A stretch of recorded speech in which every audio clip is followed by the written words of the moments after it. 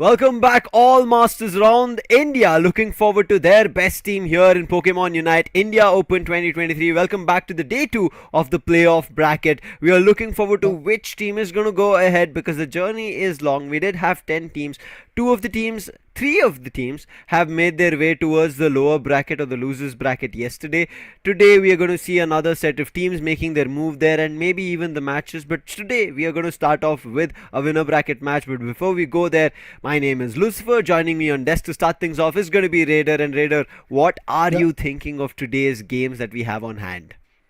Again, we were discussing on the backends that today is also going to be full of surprises, depending on the choices of Pokemons, the bans as well, and also how the team is going to work out. Because again, there are certain roster shuffles which have completely changed the whole game for that particular team. There's been a lot, not just for one particular team. I think we will see when we talk about the rosters of the upcoming game that you will be surprised. None of the players that were there in that team is now there. It's a complete different lineup coming through, and I think that's what I am kind of looking forward to in the evolving scene of Pokemon Unite, as how other teams or other new players can put up their, I would say, master skill into action and look forward to getting themselves the badges or the trophies as they put themselves on the grandest of the stages. Right as now, as you know, towards the end of it, we are also going to be going in for none other than a LAN to decide who our India Open champions are going to be. But that stage or that journey is going to be longer. Yesterday we spoke about it. Round 2, we did see 2 games. As you can see, FS and Team Griffin have made their way ahead, but we still have winner bracket round 2, Force Your Legacy, NDY, True Gravity, Revenant Esports, who need to fight. And lower bracket, we spoke about it, Raider. We have 3 teams. It's Acetuli Esports and Clown5 along with SZ, and also Learn from Past also have been now pushed to the lower bracket. I think they have to really perform and eventually push themselves up in the ladder. Otherwise, what will happen is they are going to get eliminated, disqualified from the competition. That is something which is going to be scary for a lot of teams. So that's why if you talk about the performance, I do believe Griffin has got that zest and they have absolutely demolished their opponents, be it Team Acetuli Esports or Team SZ. And SZ was the storyline of 2-0 if I'm not wrong, and Acetuli Esports was able to put up a fight in their mid rounds. That was the second match if I'm not wrong. So with 2-1 in their favor, yes, Team Griffin is right now in the winners bracket round 3. Even if SC Esports is right over there by beating Clown5 and pushing them down to the ladder of lower bracket round 1. But yes, this will be very interesting to watch how Revenant and True Gravity is going to perform today. And then we will, of course, we'll be able to watch the Force Your Legacy versus NDY match as well. Their masters will be ready, the players will be ready, and their Pokemons will be ready for the Pokemon for the evolutions. But really have to see what kind of combination they are going to utilize and how they're going to play with it. Because even when the combination is right, yesterday we did saw a lot of downfall coming in from said particular teams. Yeah, we are right now in a very weird meta phase, if you want to put it like that you cannot stick on to one single Pokemon and say that if you ban this Pokemon, you have an advantage if you don't. Because yesterday you were mentioning about it, right? The Zoroark ban coming through. I was watching the game on the backlines. We will talk about it as we go ahead, but right as of now, we have a match in front of our hands. It's going to be Team True Gravity versus Revenant Esports. And starting things off from True Gravity, ex-Revenants player Zishal playing with Vulcan, Melon coming through, Miriam as well as Vixen. Here we can see Vix Zion, he's made his move, and if players remember him, we know him as Vixen from India Open 2022 where he played for God's Reign and were the champions of India Open that time. But talking about Revenant, we have a different lineup here coming through. Kid, Tensai, Crowley is there, but he's moved to Burzum, and then we see Apple as well as Goku coming in the mix. Well, the names have changed, but I do believe the meta is also going to be one of those things which these players will be able to exploit a lot, because again, they have got the experience factor in their favor, but now they're playing with newer faces, so that might be a troublesome situation for them. As we did saw, yes, Acetuli Esports falling down to the lower bracket, to be precise, yesterday due to the fact that they were unable to synergize their play. But today, it's really very important for all the individuals who are performing, all the masters who are performing, to be at their peak performance and then eventually push themselves to the winners bracket round 3, where patient Griffin and FS Esports is just waiting for it. So yeah, this competition will be absolutely interesting. Revenant Esports have to really see how they're going to unfold their spirits, and also True Gravity Esports is also going to be filled with stars. So players like Vulcan can really pull off them. But again, it's a 5v5 scenario, so that team effort has to be there.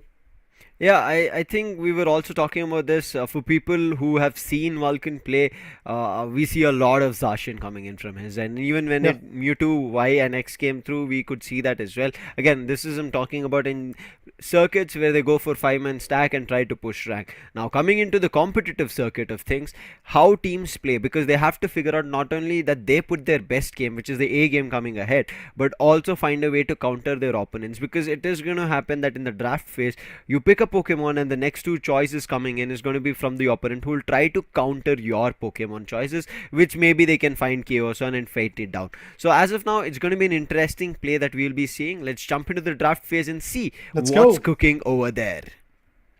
Alright, the tricky phase of ban. The ban phase is already here. I do believe Zacian ban will be coming in for sure, because nobody really wants to like overpower that particular Pokemon coming in from the opponent's perspective. But yes, patiently waiting to see what happens. Inteleon has already been chosen. It is going to be an Inteleon ban coming in from the players like Wilton, Z-Shawl, and along with Melon and Muram over there. But from Team Revenant's perspective, we'll get to see a Zacian ban coming in so that they can deny all that advantage coming in from the players of Team True Gravity. And there you go. Ban phase is now going to get completed. With that, we do have our two bans Pokemons. It is going to be a Zacian coming from Revenant and Inteleon coming in from the players of True Gravity Esports. Now Apple is going to be an interesting player coming in from Revenant, and with the big brains of Crowley being there in the mix, I want to see how it's going to be. Again, for people wondering where is Crowley, we saw it in the images. It's going to be Burzum that we are seeing, who's going to be playing right now with a newer name and maybe even newer playstyle coming through. But quickly talking about the Pokemon choices, starting it off Vulcan quickly on a Hoopa, and then we see a Blaziken and Umbreon coming through. But on the other end, the first two choices were a Slowbro and a Mew. Well, they've got their attacker, they've got their defender, but now it all trickles down to what their all-rounder is going to be, and there you go. We have Kid, Distraction to be precise, playing with the Buzzwole in their favor along with the beautiful supporter as well. But looking forward to see what the other players are going to make a choice as. But yes, definitely the play has to be very, very precise from both the individual teams, because remember guys, it's a BO3 scenario. Whoever falls goes down to the lower bracket, where again the competition will be quite hectic. But there you go. We do see a Venusaur and a Chandelier coming in from the players of True Gravity. There is now last choice coming in from Apple. I spoke about it. It's going to be a deadly player to watch out. Comes in with even an energy amplifier and an attack weight. And Kid also has an attack weight on the Buzzwole along with the weakness policy. Interesting right as now in terms of hefty hitters. On the other end, we see from True Gravity, there's going to be Merriam who's playing on Blaziken with the attack weight and an Eos cookie. So it's going to be a double stacks coming through from his end. But everybody else, it seems like not much stackers other than Melon, who also has the cookie. So it's going to be an interesting one. Z-Shawl again looking forward to playing on the energy amplifier, so he wants to keep using his Unite as much as possible. I want to see how that works out. Tensai has the experience share along with the Slick Spoon as well as a muzzle band. Now we'll focus back and we'll see how this works out. Again, because of this they will get that blue HP, which will help them in a couple of fights where they would want to survive longer here. True. But I really like seeing Vixion on none other than Chandelier. I think this Pokemon, after it was kind of put into the fray, we saw the new Pokemon coming through. We did not see a lot more utilization. I think only in the initial games of any competitive circuits Chandelier was being used, but right as now Vixion bringing this out here in India Open, I'm looking forward to how this works out. Frontline heavy seems to be a little bit better for Team Revenant, but let's see with the help of Hoopa how can they make those rotations and control of paths better. I mean, that's the best part. Yesterday, we did saw a lot of Hoopa play coming in from all of the teams. I mean, if you talk about the last game yesterday, it was Clown5 who was able to utilize it. FS Esports eventually was able to get the best out of it. So Hoopa is definitely one of those supporters who can clearly change the whole momentum of the game, shift a lot of things because of those hyperspace holes and also the rings and bounds that comes in the later stages. But for now, when we dive into the game, we do see a lot of farming being done. In the top lane, we have a Buzzwole going in. In the mid lane, we do have an Eevee trying to evolve ASAP so that factor of giving out the damage and also putting down the player is going to be there. I'm looking forward to stacks. Yesterday we saw the Buzzwole not getting any stacks at all. It was on the SATL. But here both the ends, both the Pokemons which had the attack weight, they're like, we're going to go sit for stacks. Nothing else. A quick eject coming in from Kid doesn't want to involve in a fight because the wild Pokemon, bunnies, are being tried to be stolen away. Doesn't happen, making sure Goku also doesn't let them run away with it. Even the Baltoy, they'll be forced off that direction. A big damage with the Boing coming through, but they do not find the KO as he heads over to the goal zone, gets the blue shield. But in the meantime, make sure that the wild Pokemon Eos Energy still is in favor of Revenant. Still, the contestment looks absolutely amazing. It's Revenant Esports which is trying to put some goals with the attack weighed in their favor, and Venusaur on the other corner is also looking forward to evolve really rapidly. But yes, we do see a lot of control coming in onto the top lane rather than going for the bottom lane, because in the bottom lane there are 3 Pokemons coming in from Revenant Esports, but just 2 that are there from Team True Gravity. So let's see what that kind of contestment will be. But eventually, if we talk about the Altarian Swablu, it's already taken the advantage, and also with the purple buff, I do feel Chandelure can actually put in the effective damage. But there you go. The TPing back situation is also going to work out, because the hyperspace holds, to be precise, are going to be really very helpful, as we did saw initially in the first day as well, that Hoopa can really change the whole game, and that's exactly what is happening right now. But there's no and Apple. leveling up is going to be very important. But there you go. Chandelier goes down by the perspective of Apple. Leafeon is directly into the enemy's territory in their farming angles. Vulcan can be in trouble. Goku is right behind. Big Boing coming through, but finally Umbreon comes through, and both the Blissey as well as Leafeon decide to peel off from the battle, not involve any further. But in the meantime, it is now Combuskin is not being allowed to stack, whereas Kid, he wants to find the stack. The last hit being missed. Again, the Buzzwole takes it away. A quick run away with the help of the Hyperspace Hole. Umbreon gets a chance to reset and heal. But I still don't see Team True Gravity getting control of things as of now. I think Revenant, they have good control. They're looking forward to indulging themselves in the next battle, but the next battle will be the Altaria and Swablu, and then we're going to be seeing the first Regis. But it looks like a big heavy stack as Revenant are pushing towards the top path. And indeed, Revenant Esports is definitely trying to make a margin over the top path, and also in the mid lanes they are trying to farm a lot. But Hoopa gets KO'd. That's interesting. We was not expecting that, but there you go. The KO comes in. Chandelure with the final form in his favor. Definitely we might see some interesting picks coming in. Even the Solar Beam is dishing out the right kind of damage. The players have been pushed back to their goal zones, but not enough to put them completely down. There might be a KO coming in for Tensai. Tensai is trying to fall back, but there is a possibility. But even the Regirock is here. So yes, the contestment is going to be quite interesting from over here. Inside trying to fall back a bit, but eventually gets KO'd by Hoopa. It's not going to be that easy for those individuals to really survive, but the Regieleki has been melted down in the favor of Revenant Esports. Well, this will for sure give an edge to those individuals. Yeah, it looks like Revenant have decided that they want to score and stack, because we did see a lot more stacking items being held from players of Revenant, the Pokemons of Revenant, whereas True Gravity look forward to the standard Regi that we generally see indulging in a battle, but they have not gotten control because of that slow bro. Tensai playing it really well, not letting them do anything, and then the big Solar Beam to find one on none other than the little itty bitty, still not evolved Venusaur. It's going to cause a lot of trouble. But as of now, look at Tensai. He's snatching away their barrier. Unite comes through to counter that. The Moonlight Trance also comes through, and which forces the players of Revenant to back off. And attention right now all on Tensai. They want to take this frontline damage dealing tank away as fast as possible. Mew also was super low, but again takes Hoopa and runs away. They've caught the Blissey, forced another KO, and in the meantime they're all forcing their hand towards the goal zone. Goals being dunked as Kid tries to push them out, and now he forced the hand to use the Unite, but it misses, and now it looks like Team True Gravity out of this bottom lane fight. They've got things a little bit under control. Well, indeed, in the bottom lane, once again, Team Revenant Esports is trying to step it up. They are getting some individual KOs, but eventually, if we talk about the top lane, the first goal zone is already destroyed. They're looking forward to destroy another one, and that will be a bottom lane goal zone. There you go. They're dumping the goals, and with that, yes, the goal zone is going to get destroyed, and it is looking like Team True Gravity is feeling that pressure right now. Hoopa is about to get KO'd. Look at that. Buzzwole being fathomable, but at the same point, it was Leafeon who was able to get it. Venusaur, well, again, trying to farm a lot, trying to evolve a lot, because look at Leafeon and also Mew coming in from Revenant Esports. They've already got to level 10 and level 11 respectively. So that's a good play coming in from those individuals. But right now, again, Altaria Swablu's and the Regis will be coming into the concern, because Regieleki is about to be there in the top lane. Blaziken on the other corner, from Murum's perspective, is now trying to move.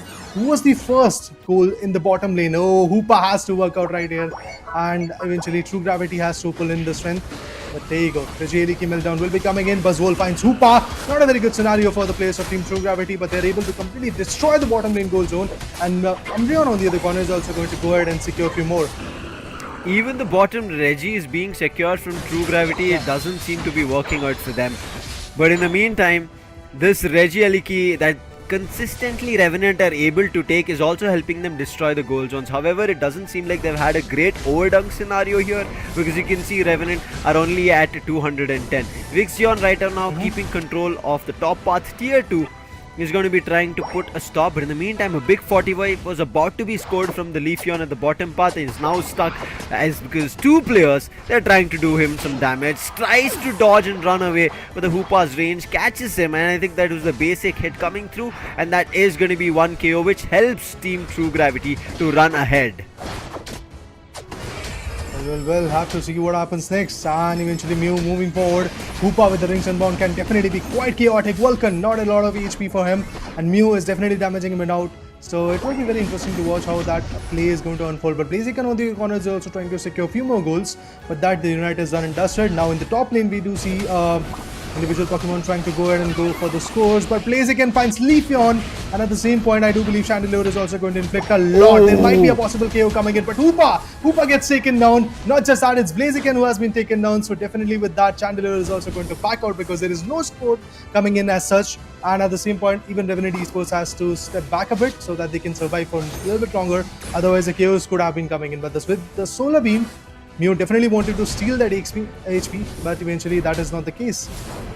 It is now goals getting super close. Revenant have been unable to dunk anything.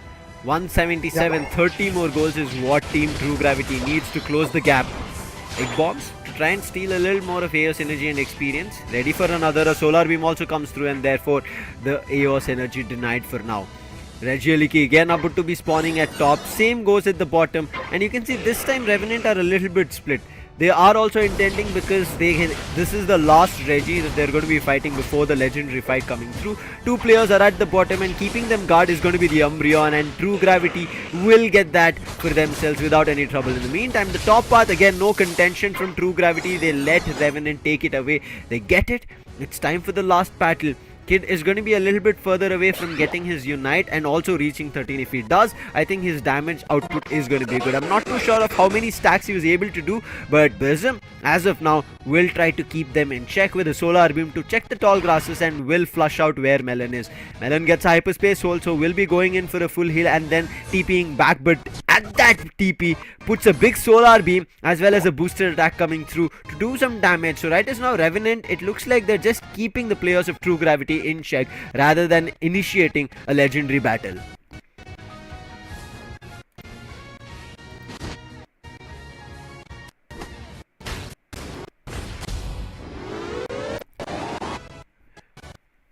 Big score, tried Miriam, but he sees a player. A Moonlight Trance coming in from Melon doesn't do any help. In the meantime, Vulcan, is he going to pop his rings and bound, call his teammate? It doesn't seem to be as of now, and the other players are still waiting for their opportunity, and seems like level 13 has been hit by the Buzzwall. It still hasn't found value. True Gravity have started right now draining the health of Rayquaza, indulging in this final stretch battle. It's super close, as you can see, because there was a 20 AOS energy score coming through, so Revenant still might be in lead, but they cannot achieve a victory. In the meantime, Vulcan pops his rings and bound, calls his teammate, everybody jumping down to isolate the players. Burzum is super away, the Blissey goes down, they're looking for finding another. Yes, they do. Big 2 KO streaks coming in from Venusaur, and this heal is working out along with the petal dance that they made do. Last one player is going to be Burzum, that's Crowley. He went away from his teammates to see for a score, and that score ended up being a casualty for him. He is managing to get 100, but I think before he does, there can be a jump on the jump pad, but no, it doesn't happen. He gets the 100 dunked. In the meantime,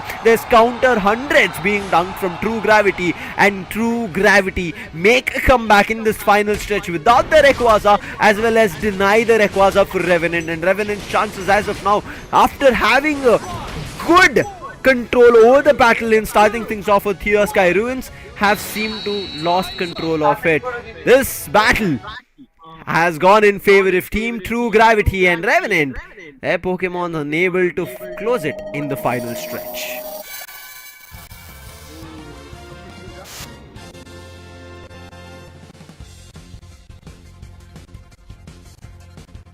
Consistent start in the next match as well. They're able to crack, yes, selecting for the effort to like initiative for the next one. But already waiting for the move competition in the lower bracket out of the one. Yes, this was the move. But the start of the team, I think it was dropping down a lot of boards, and actually they were able to destroy the initiative. But in the later stages, when it was over the Rayquaza fight, it started the graphic. In that case, it's True Gravity now who has got the advantage. Great show coming in from both Revenant as well as True Gravity, but this battle The winners for now in the best of 3 to start things off in game number 1 is going to be True Gravity. As you can see, initial KOs not that great coming in from True Gravity, better from Revenant Esports. True Gravity, however, I think one right move that they were doing consistently was taking the bottom Reggie, because of which their defenses got stronger, and especially the last one where they got an attack boost with that Reggie steal, and it worked out for that last fight, especially when their ranged attacker, that big solar beam Mew, went away from the team. I think immediate use of Rings and Bound, the Unite coming in from Vulcan, gave the chance, and then Seashall I think played really well with heal. Giga Drain as well as Petal Dance, and brilliant show that we saw. You can see damage output not being great from True Gravity's players, but Revenant, Burzum, that's Crowley with 61,000, which is good stuff that we saw, but towards the end it was not there.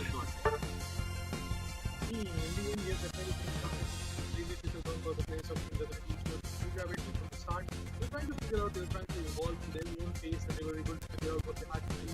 And yes, with that playing in their favor, I do believe Singularity has now got that crucial advantage that they really want to do. Going forward, these are only the one who was absolutely adamant of the fact of getting all those goals and also putting down a lot of goals. 128. Look at this graph. This will show you how from the start it was from Revenant Esports scoring down the goals. They were getting all the rallies, to be honest. In the first goal, it was the rallies coming in the favor of Revenant Esports. Although the Reggie Rocks and the Reggie Steals were in the favor of these two coach, and they were able to get that advantage in the favor of the coach. See how Revenant Esports will score with even a single point in that stretch. Yeah. They were able to score 100, but that's all. That's all they were able to do. Once they got it all. You can see your Leafeon as well as Buzzwall, they were only able to get 3 and 2 stacks respectively, whereas on the opponent's end, the Blaziken which was there was able to get 5 stacks towards the 8-minute mark, and I think that's where the ability of putting out a lot more damage was a little bit better from True Gravity, and the players kind of separated from Revenant's end. Maybe it was a little bit of a choky scenario that they're like, oh wait, this battle is not happening, players of True Gravity are keeping a neutral between us, and they're making sure it doesn't progress to a battle. So Revenant decided we'll try to kind of separate each other, move in directions to go for a score, but unfortunately this score did not happen, and eventually players itself started falling apart. Yep. I think this is something this is something that teams right as now we've seen yesterday as well and today as well, that they have to cope upon, that towards the end figure out whether they want a battle or not. They cannot quickly change between we want a battle, we want a score, we want something else, and eventually fall flat.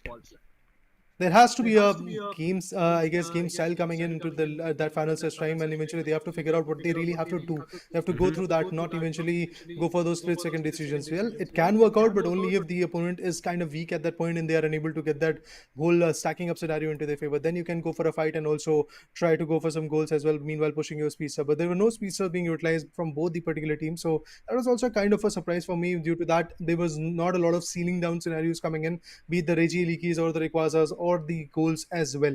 But yes, due to the meltdowns of the Reggie Leaky initially, Revenant Esports was able to completely take that advantage in their favor by pushing down the Reggie Leaky, and with that they had that 6-man advantage and they were able to stack it up completely. But due to the Hoopa, things started to change in the later stages as well. Yeah, I think Hoopa towards the later stage was the reason it kind of worked out for True Gravity, because in the initial stages, even though they had the Hoopa, Hyperspace Hole was there, Apple on that Leafeon was just jumping immediately to grab them, right? We saw multiple instances where the Hoopa was getting isolated and KO'd by none other than the speedster of Leafeon. So I think Team True Gravity kind of eventually towards the end understood that it was happening and tried to make sure that their front line, which was being placed by Blaziken, was the one who was ahead, and therefore made things a little bit better, where they were unable to easily reach Vulcan and try to grab him out, and Zishal was also helping out in the meantime. So I do want to see how this progresses. As of now, even though Revenant had a great start, had things under control, and this is in general we have seen in terms of even in ranked games, right, Raider, that after you destroy the tier 1 on both top and bottom paths, you start to wonder how are you going to score in the tier 2 and tier right, because players will be having access to jump pads, so they will be able to put a stop to your scoring scenarios, or even if they're not, they're already taking the NDD which is there at the adjacents of the bottom and the top parts, where they're trying to gain the experience and match up to the level that you are in. So it is a little bit tough to score on tier 2s, and then coming to the home base goal zone is even more tougher. So I think Revenant came to that stalemate position, even though they were getting Regieleki, they were unable to push it towards the tier 2. I think Regieleki should have they should have gone for that push once they got the second Regieleki, right? They should have tried to push that to the second tier 2 on the top path. Then maybe a team fight would have happened and Revenant would have understood, okay, this is where it's not working out, and they could have switched things and also acted for a counter of a bottom tier 2 goal, which didn't seem as a strategy as of now. It's okay. It's still the first game. We have seen a lot of roster changes because of which troubles have happened, Raiders. So this was just that one game where they had to understand, okay, towards the end game is not that strong. So let's see how it goes ahead. Well, definitely. I mean, this was just the first game of the BO3. So the legacy has to be in the favor of Team Revenant Esports if they are going to step up onto their strategies and eventually perform the way they really want to go with. But yeah, at the same point, I have to say True Gravity from the start, they were able to figure out what they have to do. Initially, they were not dumping those goals. They were trying to evolve a little bit. They were trying to like level up their Pokemons, and eventually at the end, it really paid them off. And they also figured out that with the Hoopa, they were able to like get that whole scenario of rotating a lot and eventually figuring out some different locations to play along with. But still, that Hoopa was not that productive initially. So they figured it out that the supporter has to have a kind of situation where the stacking up situation is going to help them a lot. And when the stacking up situation came from True Gravity, things started to change a lot. In the later stages, we got to see that in 6 to 8 minute marker, there were no such goals coming in from the players of Team Revenant Esports. And the only reason was because of the basic reason that the tier 1 goal zones from the bottom path and top path were already destroyed. They had to reach a little bit more into the enemy's territory, and at that point, yes, things started to trickle down. But let's talk about the MVP as well. The player of the game will be coming in pretty soon, and we'll get to see who is that guy. It's going to be Z-Sol coming in from Team True Gravity, who was able to utilize the Venusaur with 128 score and a damage of 34,882. It definitely looks amazing when it comes to the performance. We generally don't see a Giga Drain and a Petal Dance Venusaur in these eras of Pokemon, but when I started the day off, I mentioned the metas are a little bit weird these days, and I think that's where Z-Shol has made this work. A Giga Drain and a Petal Dance coming through. However, did not see a lot of Unites, even though he had an energy amplifier, but you can see he is the reason towards the end that the fight worked out. He got a 2 or a 3 KO streak. As you can see, he has 3 knockouts already, along with 3 assists coming through. 128 of a score, along with 34,000 damage output that he was able to dish on the opponents. Now, I still remember Z-Shol when he was playing for Revenant. Now he's playing against Revenant, that he used to play that support role or a defender role, not these ranged attacker roles. So I think we've seen this happen for a lot of players here in India Open 2023, that as the rosters are shuffled, the players' playstyle of what roles they play, that has also changed. Definitely. I mean, when you talk about these switches, yes, I do believe there have been numerous, to be honest. The players have a different play style right now. They are trying to go for a different set type of Pokemons coming in their favor, and also trying to build in an overall different type of performance coming in. So I do believe True Gravity has figured it out how they have to play. But remember, guys, we have Crowley, we have Burzum, to be precise, coming in from Team Revenant. And I do believe that guy can do wonders. I'm patiently waiting for his strategies to come into the pictures. And we'll definitely have to see how that performance goes on. Because yes, from the start, Team Revenant was able to get that control, but at 6 minute marker, things started to slip off, and that's where I believe the Hoopa and the Blaziken advantage started to come from the other team. As of now, we are looking forward to game number 2 and to see what different it can be, right? We already mentioned about Zacian. Revenant Bandit did not give them a chance. True Gravity banned Inteleon, making sure that Crowley doesn't get a chance to do some damage with a little bit of a longer range. But let's jump into the draft of game number 2, and you can see it's a Mew ban coming in. Okay, and on the other end, they make a Zacian ban coming through. This is also a discussion that I was having.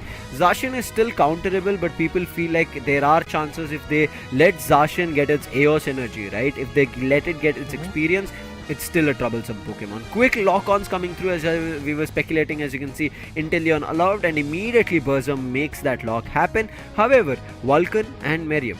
Vulcan immediately snatches the Hoopa away, and Miriam makes sure that he keeps his Blaziken alive. Well, yeah, I mean, pretty similar to what they were able to utilize in the previous matchup. I do feel that Hoopa and Blaziken was a very brilliant combination in the later stages. So yes, that's exactly why Team True Gravity has gone for that. And on the other corner, Buzzball will be coming in, pretty similar to what happened in the previous matchup as well. And a Slowbro this time will be there, exactly what Revenant was able to go with. The difference that I do see is going to be that Inteleon, but it is the time for a Lapras coming in from Milan. That's interesting. Definitely have to see how that Lapras is going to play that vital role, because in the previous matchup we did saw an Umbreon come in as the defender for the team, but this time it is going to be Lapras for Team True Gravity. We can see an Urshifu coming in from Apple. We already spoke about it. That kid is brilliant in terms of putting out damage, but not getting a chance to stack, it's going to be tough. They keep the stack still alive. As you can see, Buzzwole going to be there. The last two choices coming in here is going to be Vixion again back on the Chandelier, making it work along with Z-Shawl on the ranged attacker of a Venusaur. Preparation phase right as now. I'm looking at any more stacks coming through. Miriam still stick on the Aeos Cookie as well as attack weight stack coming through. Apple will have no stacks, so I feel like this is going to be the rapid strike Urshifu rather than a single strike Urshifu coming through. Goku on the other end, we saw the Blissey still going to be keeping on the Blissey. Let's see how Melon right now functions, because as you mentioned already, Umbreon to a Lapras coming through. We spoke about it yesterday as well. Lapras is still again viable, even though it has gotten its nerf with Bubble Beam. It kind of annoys you. Bubble Beam kind of denies you from making your move, puts you in the bubble and puts you stuck right as now. Let's see if that works out. However, Burzum's pick of this Inteleon might be the game changer coming in for Revenant. Alright, let's have a look at what happens next, because again this individual performance can really push Team Revenant Esports down to their lower bracket matches, or they can make their way for let's say completely changed scenario or a comeback, to be honest, in the winners bracket round number 2 matchup between Team True Gravity and also Team Revenant Esports. But look at this. Players are pretty much ready. The battle items are pretty much ready with them. We do see a lot of eject buttons and also XP being utilized as the battle items coming in from these individuals. But patiently waiting to see how this game is going to unfold.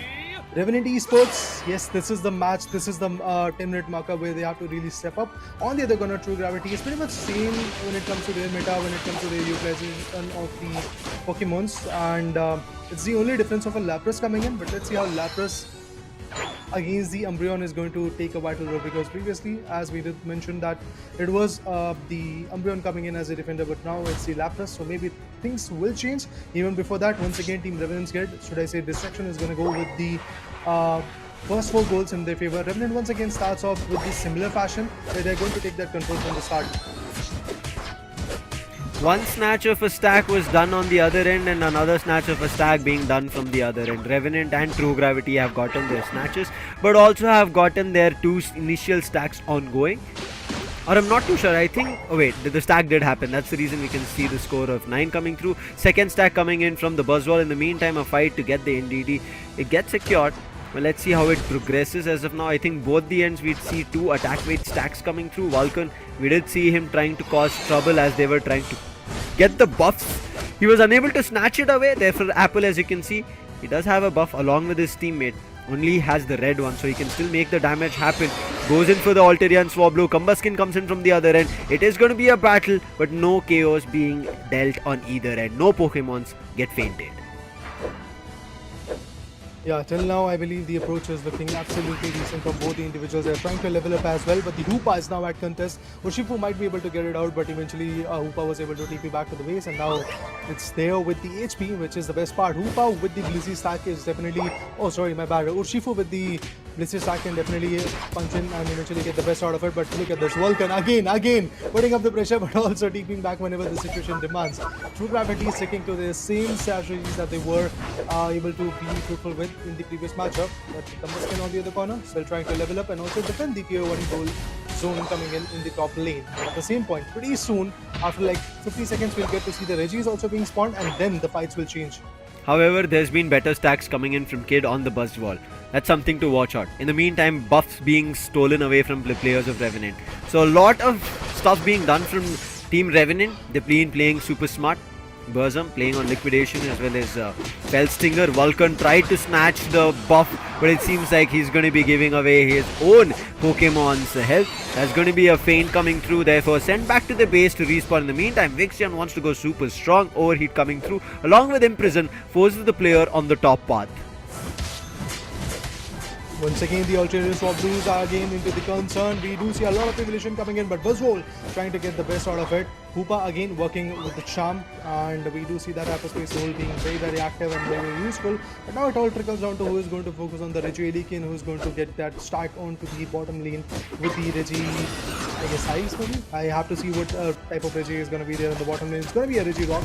And there you go. It's just Revenant Esports, which is still trying to get the best out of it. But Venusaur, oh, this will be Blaziken gets the KO onto that Regielikin with that advantage in the favor. Team True Gravity is once again looking absolutely amazing because they've got that upper hand, and the whole top tier goal zone is going to be opened up. With that, Muram is already damaged a lot, so he has to fall back, wait for the citrus berry or eventually get the best out of it. But Blissey, along with that Urshifu, definitely is doing home base.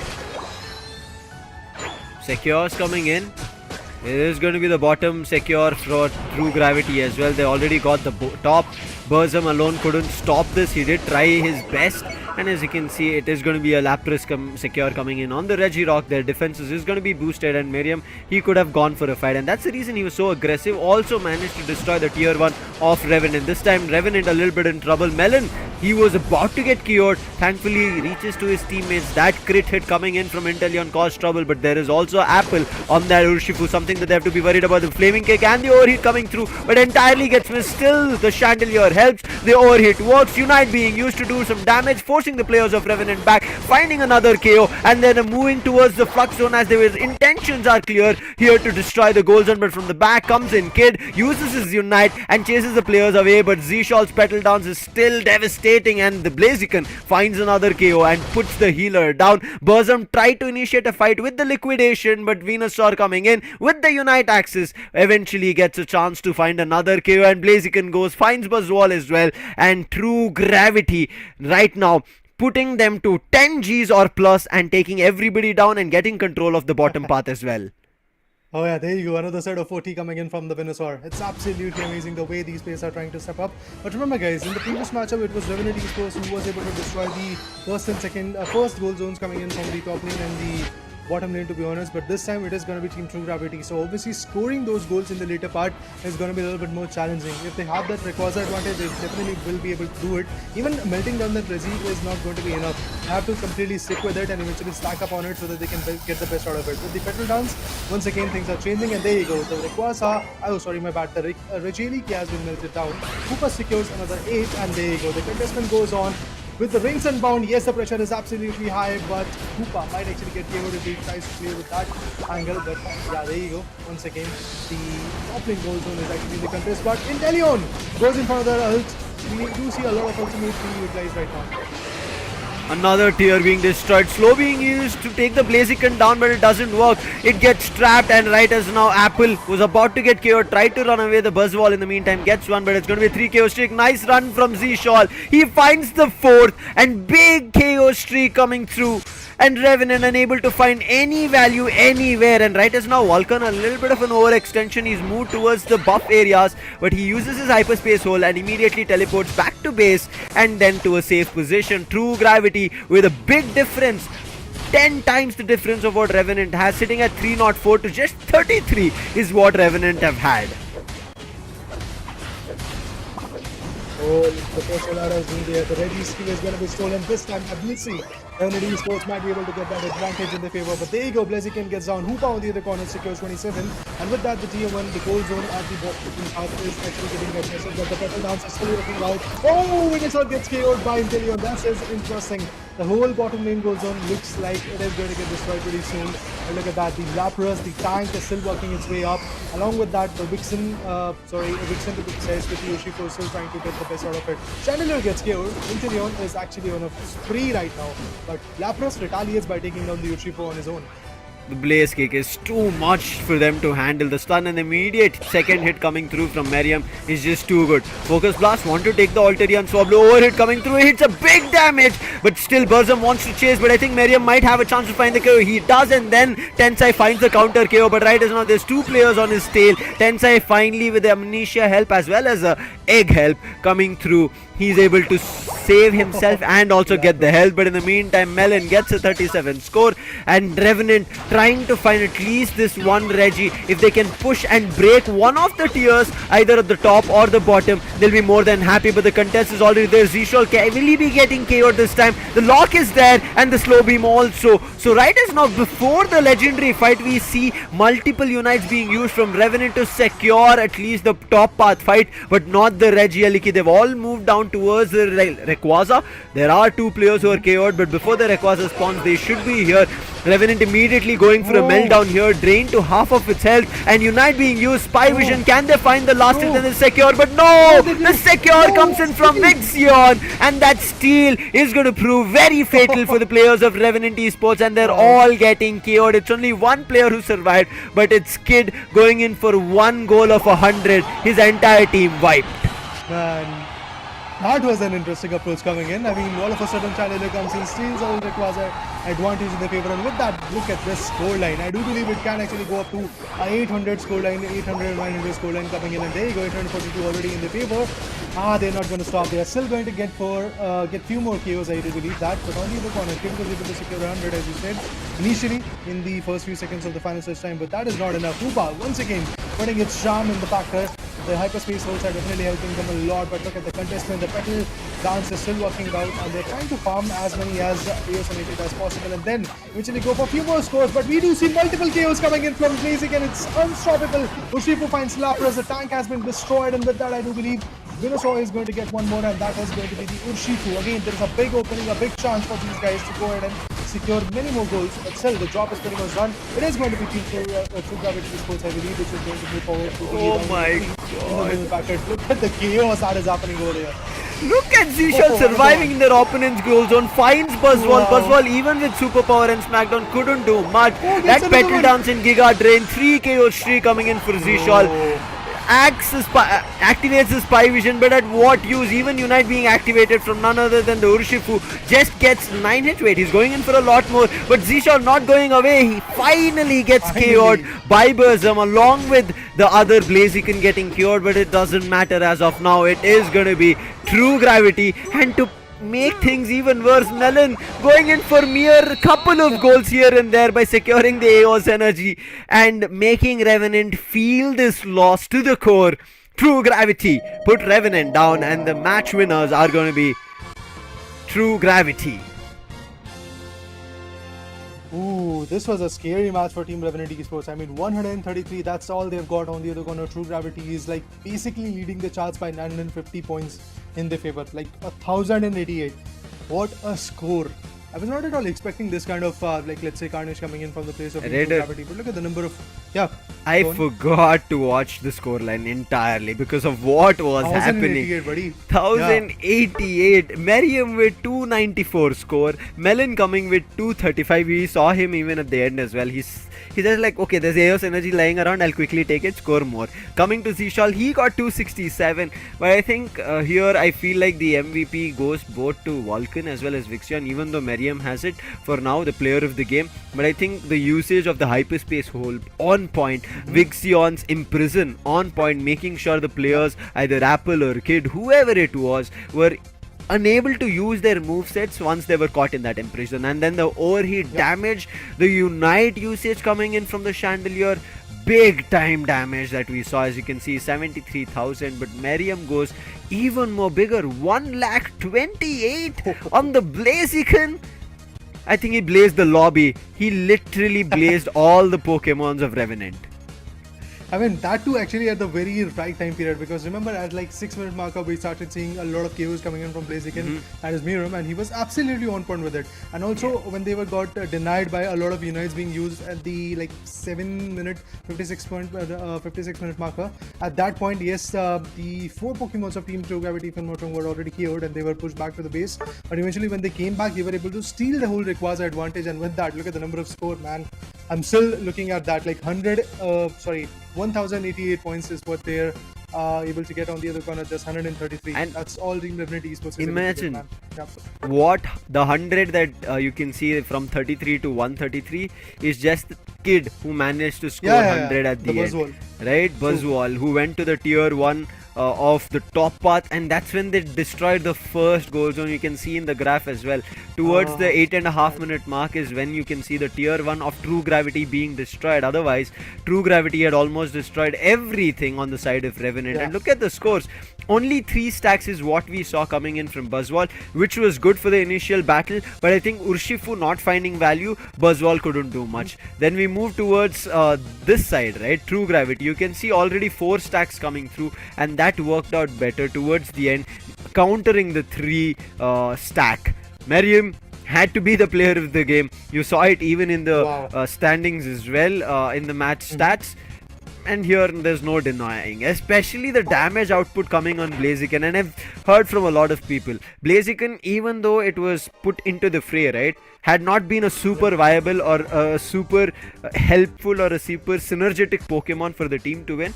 But Merriam proved a point here. Oh, I definitely hated that he can dish out the damage, he can take a lot, and as well, along with that, he can score a lot. But I was like basically watching at that graph that came just like a minute ago, where from Team Revenant Esports, the Buzzwolf, name as Kid, was able to get 116 points, 116 or 17 points from his favor. 100 was the final stretch time goal that he was able to go for the tier 1 in the top lane. Another 16 was basically when he had that advantage in the first first stretch of like 2 minutes basically when the game got started. Then he was able to get those points in his favor. But other than that, I believe just 16 or 17 more goals came in from the other individuals who were playing from Team Revenant Esports. I don't know what is happening to Team Revenant Esports, but yes, this was a very big downfall for them, to be honest, because Revenant, if you remember the stats about the Pokemon Unite India Open 2022, Revenant was one of those teams which was having a huge buffer onto their opponents. Like, they had a very good lead in their favor, but now that lead is not even there. I mean, they are crumbling down the way we were not even expecting it. But that's why I do say that the masters have evolved, and so does the gameplay has to. As of now, it feels like Revenant are not synergetic, especially with the new lineup that they've bought in. Individually, you could see, right, the early game is good from them, and I think this is something that we have seen always for people who've been watching Revenant as a roster, right? Their end fights, the final stretch fights, do not work great. They've been having a love-hate relationship with the final stretch battles, with the Rayquaza battles, and it's still seeming on to carry forward to the same thing. As you could see right here as well, they did try to do the same thing. As soon as they found the initial chaos towards the top path where they had used their Unite slow beams coming through, even the Buzzwole used its Unite. I think the Spy Vision also came out.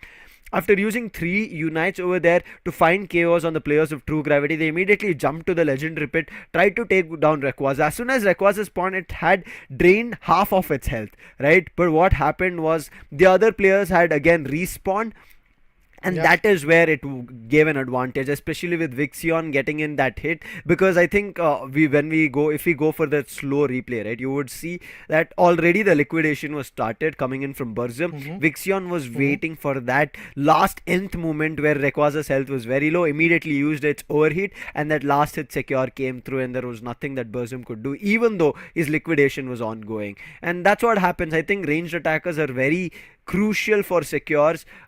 Certain times you've seen even supporters going in. We saw a Blissey Egg Bomb secure on the Reggie at the bottom, but these are very I would say unpredictable instances. But predictable instances are those secures coming in from ranged attackers. But if your ranged attackers are the one involved in draining Rayquaza's health, then secure becomes a little bit difficult, which advantage was taken from True Gravity.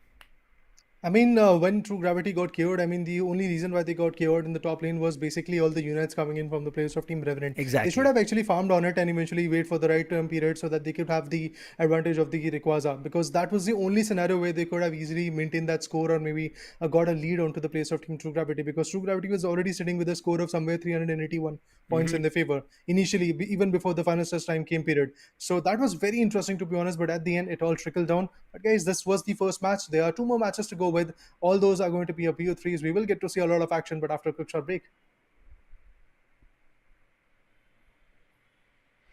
We will jump to a break, Raider. Okay. But before that, I want to know from your end, which was the highlight Pokemon in this first game coming through. For me, if you would ask it, okay. Before even I could say something, Blaziken, hands down, I agree with you. I think Blaziken was a Pokemon that maybe I thought wouldn't be able to do a lot, because yesterday we also saw Blaziken.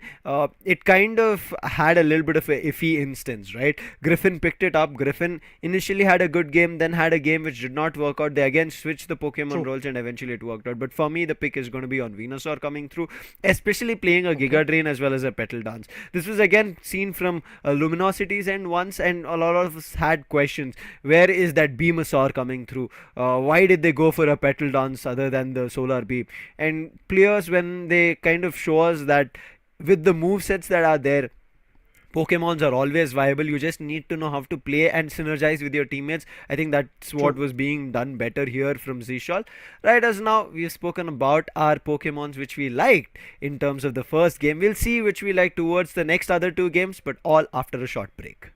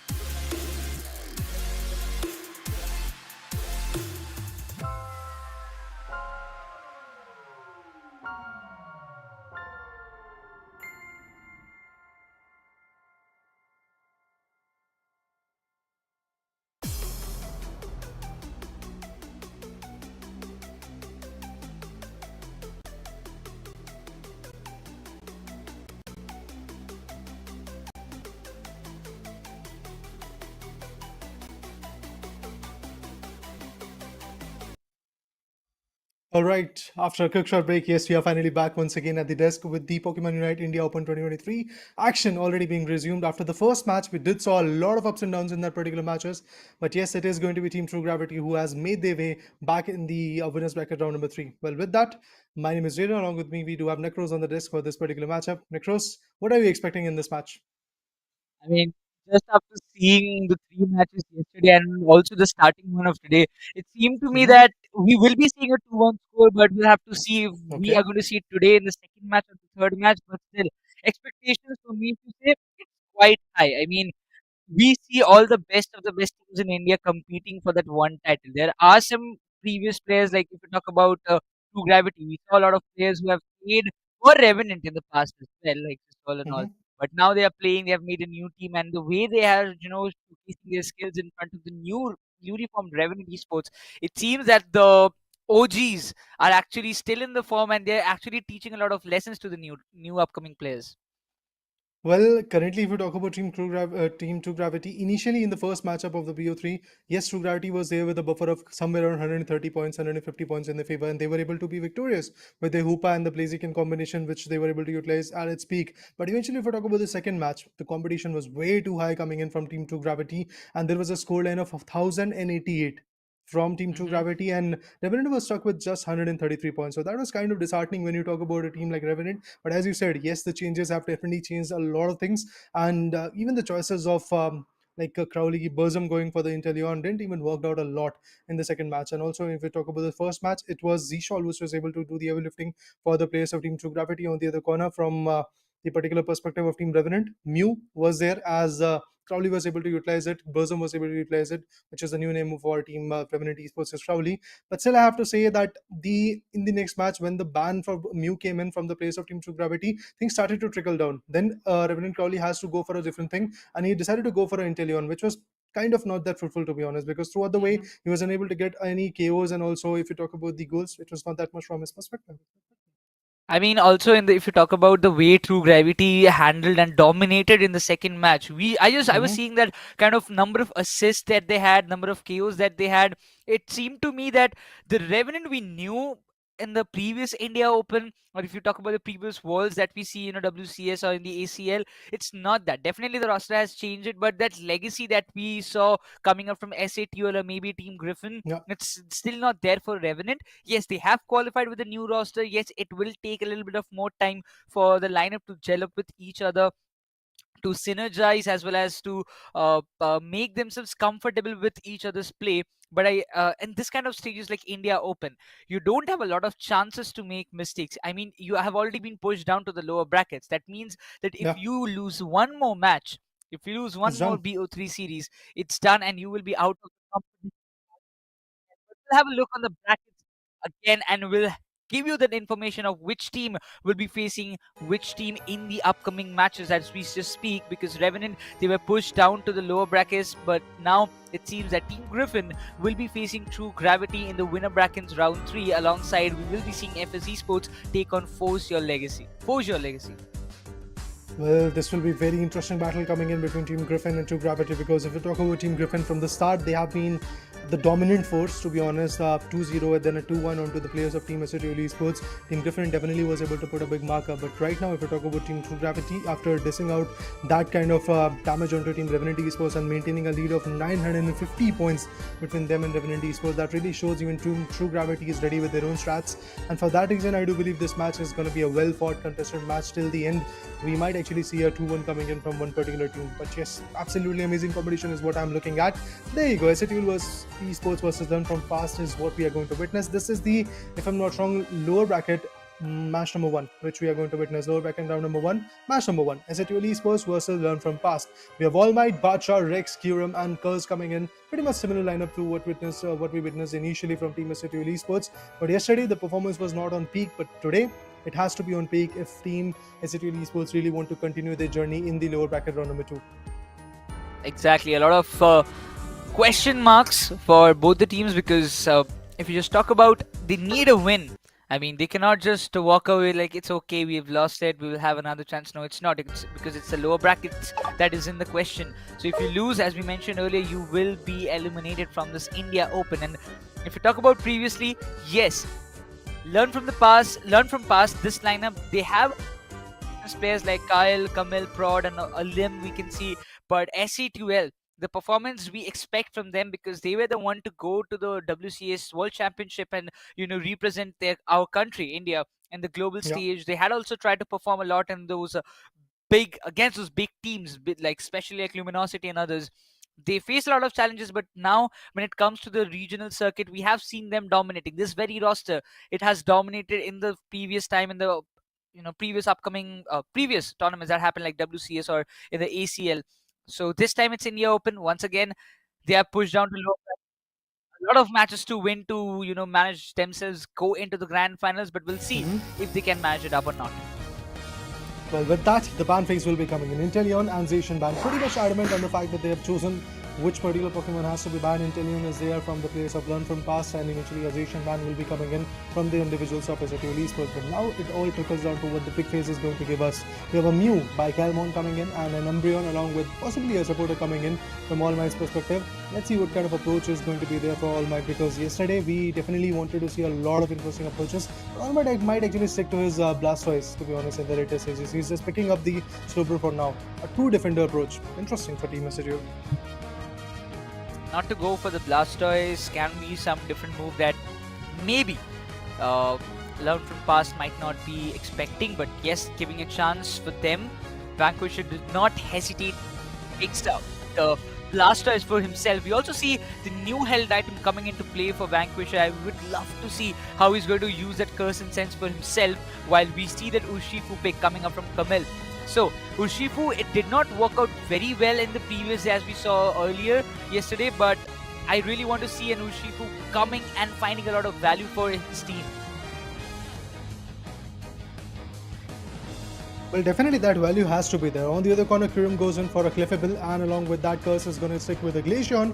A Lapras and a Hoopa might be coming in, but still, again, I have to say that Hoopa has been the game changer from start of this Pokemon Unite India Open 2023, because every single team which was able to utilize Hoopa with its peak performance and eventually was able to get the right idea out of it, be it the Hyperspace Holes or the Rings and Bound, they have definitely dished out a lot of damage and also changed the whole game.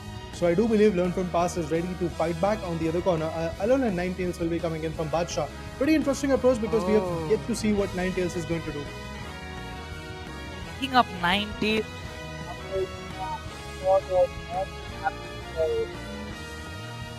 Avalanche and Blizzard has been nerfed very drastically. It has made a lot of differences, and we usually don't see people playing or picking up Ninetales stat 2 in a compy match. So for me, it's a surprise, but as I also love to play Ninetales, I would really want to see what Badshah has, because Badshah is one of the most decorated long-range attacker players, because on Mew he has been very flawless in the previous time. He plays a very vital role whenever it comes to a long-range attacker, and playing on Ninetales, I really believe that he can gel up with the teammates, and that too when you have Glaceon as well to provide the support to Rex and All Might being on the front line. I really want to see how this Ninetales will work out for SATUL. Yeah, definitely. I mean, choosing that particular Pokemon which has not been utilized for a long period of time, and due to the nerfs and buffs coming in, yes, things have changed a lot. So I'm definitely looking forward to see how Badshah is going to be that pinnacle of a guy coming in from SATUL Esports. So on the other corner, denying a Blastoise for All Might was also a very interesting approach coming in. And obviously now All Might is still going to stick with the top lane control, if I'm not wrong, because he's a beast in it, but eventually he was a beast with that utilization of a Pokemon known as Blastoise. But this time it has been denied, so definitely have to see what is going to be the approach. Learn from past on the other corner is also trying to get the best out of it, and for now farming is going to be very important. That leveling up scenario is going to be very important with the Kung Fu, trying to get the advantage in the mid lanes, and then we'll get to see a lot of interesting paths. But if we talk about the top lane contestment, we have a defender, Slowbro, going for some goals, and even this Squirtle is going to do the same. The stacking are very important and specifically if you talk about Vanquish and all. If they level up a little bit faster, for them it can find a lot of value. Even we see that Glaceon was given a chance to go for those jungle in those mid lane, and also we saw Kung Fu, who still not evolved to Urshifu, might find a value, but gives a very drastic damage to Clefable, but finally manages to get the KO as well. While Squirtle cannot be stopped, All Might is trying his level best, but always Hoopa is there to provide the support. And Prod on Hoopa is one of the most deadliest thing that, at least as an opponent, I would not expect him to play. Well, let's see what happens. Then from pass from the start, they are trying to get a good score in their favor. Pretty soon, yes, at 7-minute marker, we'll get to see a lot of Reggie fights coming in. But even before that, the Algerian Swap Blues are actually at the contest. And there you go, the advantage goes in the favor of Team Learn from pass. The Icicle Spheres are going to be there. And it will obviously push down the players. But look at this, Hoopa, again, changing the whole game. But eventually, even before that, it is going to be a Squirtle getting a KO, which was not at all expected at that point, but obviously due to that KO, things have started to change a bit. And in the mid lanes, we'll again get to see a lot of contestation between the Urshifu and the other Pokemon like Umbreon coming in, the Glaceon over there, and also with the Cliffable approach. This will be very interesting. But Urshifu with the Hoopa combination, with that start, maybe they're going to get the best out of it. But there you go, Mew with the Solar Beam, I do believe, was able to find another one, and eventually one more KO coming in. Yes, the players of Team SATU Esports are once again getting melting down. Lapras goes in to secure another 11 goals. I would say a complete successful invasion from the side of Learn from Pass. They found a lot of value in raiding the SAQL, but All Might, given that opportunity on the top lane, instantly gets a 27 score for his team. He knows those continuous scoring will help a lot to build the experience EXP up for SAQL players. All the other players will be also getting a little bit of help, but the mid lane contention from both the teams is looking pretty dominant from the side of Learn from Pass. With that Urshifu getting shelled up with the Mew, again getting a lot of support from the backends is always helping that, but Meanlook will be there to trap Lapras for some time, but SATUL, they have to find a lot of value with there's not a big difference if you just talk about the scores, but in terms of leveling up, Urshifu is on level 8, which can be a little bit troubling for SATUL, but we can see a complete 4-stack push on the bottom lane. Yes, the mean look might be working a lot, but that Blizzard and Avalanche will be pushing down the a little bit back and will buy a lot of time for SATUL to make a fallback. Well, indeed, SATU Esports is going to make a move a little bit on the backend road, but right now, look at that. The hyperspace holes are again going to give their team Learn from Pass an advantage to just completely change the momentum in the downward areas. But there you go, in the bottom lane, we do see a KO coming in, and that's Upa, who is out of the equation. Also, the Unites are being dumped over there, and if you talk about the stole of the Reggie Steel, it is going to be in the favor of team Learn from Pass, and now they're trying to once again tackle and get some good KOs. But let's see, oh, the Mew goes in with the Solar Beam, and eventually was able to get a lot of damage in a favor. But is it enough to completely put down the players coming in from SATU Esports? That's the major question is all about. But there you go. Glaceon already on the verge of getting KO'd, but eventually will be able to escape and get the Citrus Berry so that they can actually be back with the right amount of HP so that they can fight back in the scene. Again, another Solar Beam. A lot of Solar Beams are being utilized by that individual. Kalmon, if I'm not wrong, is the name. But yes, he's still being effective. And there you go. Once again, we might see some Solar Beams coming in. And there you go. Steals the Algerian Swap Blue once again. Kyle is actually playing a very crucial role. We see on the top lane, even Cliffable is probably the one trying to hold back Wartortle at this moment. Glacian steps in, trying to find out some value. He gives a lot of damage. Instantly, we see that Avalanche Blizzard coming up with this. The KO arrives in the favor of SATUL. The top lane, Reguliki, will be very, very much needed for them. Because Learn from Pass, they have capitalized in the bottom lane, Reggie, but the Unite being committed by Mew. The Mystical Mirage comes into the play, but the Solar Beam instantly gives a lot of damage. But that to Reggie Licky is giving that kind of damage, which will be troubling SATUL a lot. They might be going for the last minute steal because Mew, he has got the Solar Beam waiting for the right moment to strike in, and there it goes, but it cannot make that value. SATUL's Bacha gets the final steal for himself, and SCTU manages to get this Regiliki while the Unite being committed. Urshifu has not been allowed a lot. A lot of Unites being committed right at this point. Umbreon as well as Glaceon commits 2 Unites at the very same time, trying to start, tap out Mew at this point, and instantly gets the KO, and SCTU decides to make a fallback. Well, look at that. The hero spin is still going to come in, and there you go.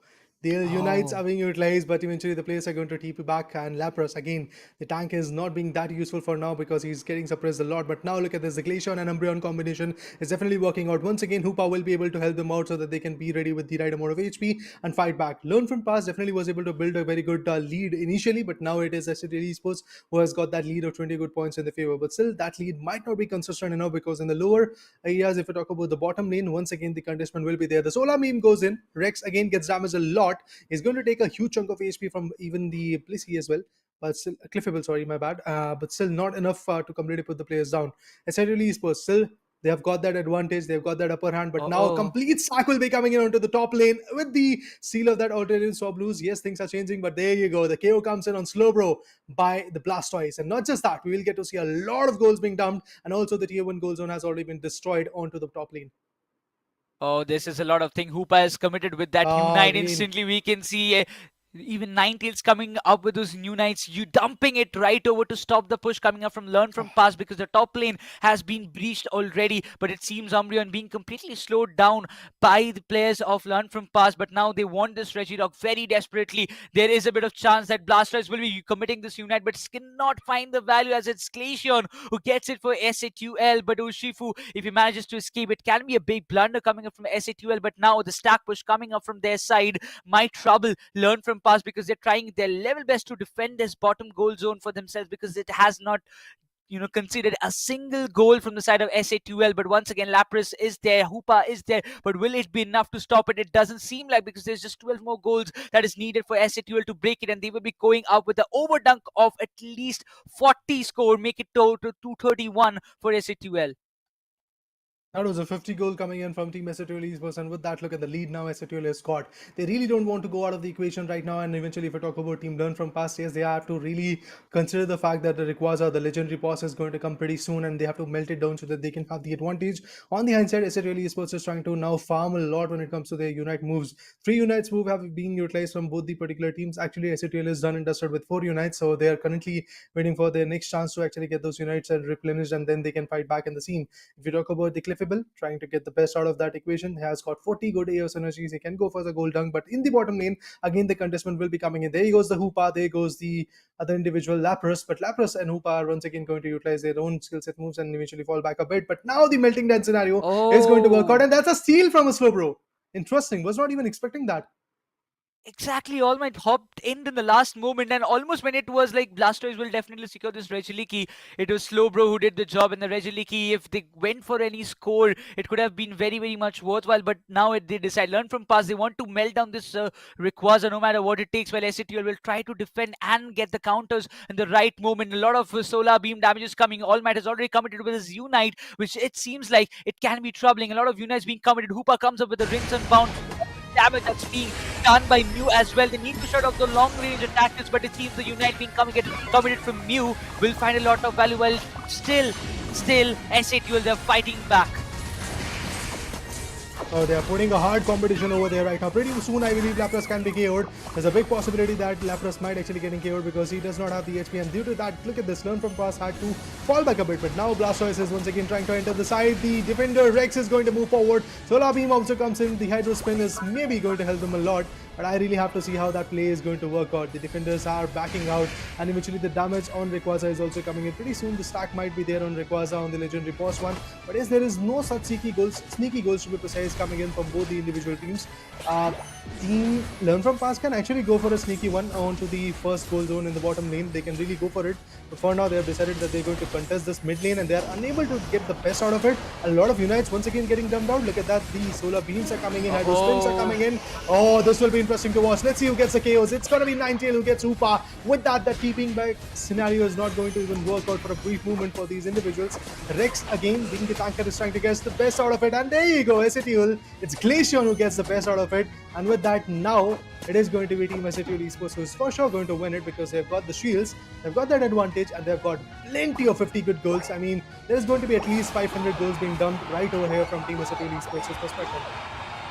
Oh, what a play, and specifically the way they defended the Rayquaza, not allowing Learn from Past to even enter the legendary pit. You can just see they invaded, they pushed them to their own jungles, also pushed them to that extent that they had to commit with all those Unites. Even Blastoise, who was, keeping his Unite alive with himself, keeping it to just go for the last minute steal if it was possible, last minute secure from his side, was almost pushed to his limits that you have to go for the Unite. There is no other chance. Vanquisher, he did try a lot, but what a game. All Might with those 8 assists. He came cursed also, put up a lot of efforts with that Glaceon, but altogether the way SA2L, they have put up the first match, it was a competitive one that we have to also give credits to Learn from Past because of all their efforts that they have put in this match. They have pushed SA2L to a good extent, as we literally saw a few minutes back, but SA2L, the way they had the entire control in the final stretch fight, it was amazing. I really want to ask you, Nikros, at this point, like Badsha, we were like trying to get an idea of what he's going to do with the Ninetales, but look at him. Yeah. He got plenty of KOs, he got plenty of goals as well, and he's the MVP. definitely a well played scenario coming in from Basha utilizing that Ninetales. I mean, I just mentioned it. He's one of the best all-round, like I would say, long-range attackers that ever exist in Indian circuit as of now. But proving me wrong, I'm pretty happy because a guy comes up with a Ninetales and puts up a lot of value in spite of the nerves that happened for that Pokemon. Now it seems that yes, they can do much more unorthodox things that we might not expect from them. But Badsha, 99,396 total of damage that he have dealt against the opponents. That was pretty amazing. And also, whenever the time it was needed, he committed the Unite in the very perfect moment where it was supposed to be. Not early, not later. At the right moment, he used the right moves, and that founded him a lot of value. Definitely, I mean, even if you talk about Kuram as well, like being the supporter of the team, look at the recovery that he was able to give. 1,32,985, pretty close to 1,33,000 to be honest. That's absolutely huge. On the other corner, Prod coming in from Learn from Past, utilizing that Hoopa, he was also phenomenal, no doubt in that. But eventually, their attackers were not that adequate, were not that aggressive to be honest. At that point, they were unable to get a lot of outputs to be precise. So that is something which scared me a lot. Even if you talk about Mew, those solar beams were definitely coming in, but in order to completely have that advantage and get some good KOs, there was not a very good combination of that solar beam and also some other abilities coming in from the other Pokemon who are pretty close to it. If you talk about Urshifu, he was already there with the Hoopa combination. The stack was working out for those particular individual players, but still they were unable to get the best out of it. They were trying to evolve, they were trying to like push back the players from Team SATL Esports, but they were not able to get those KOs.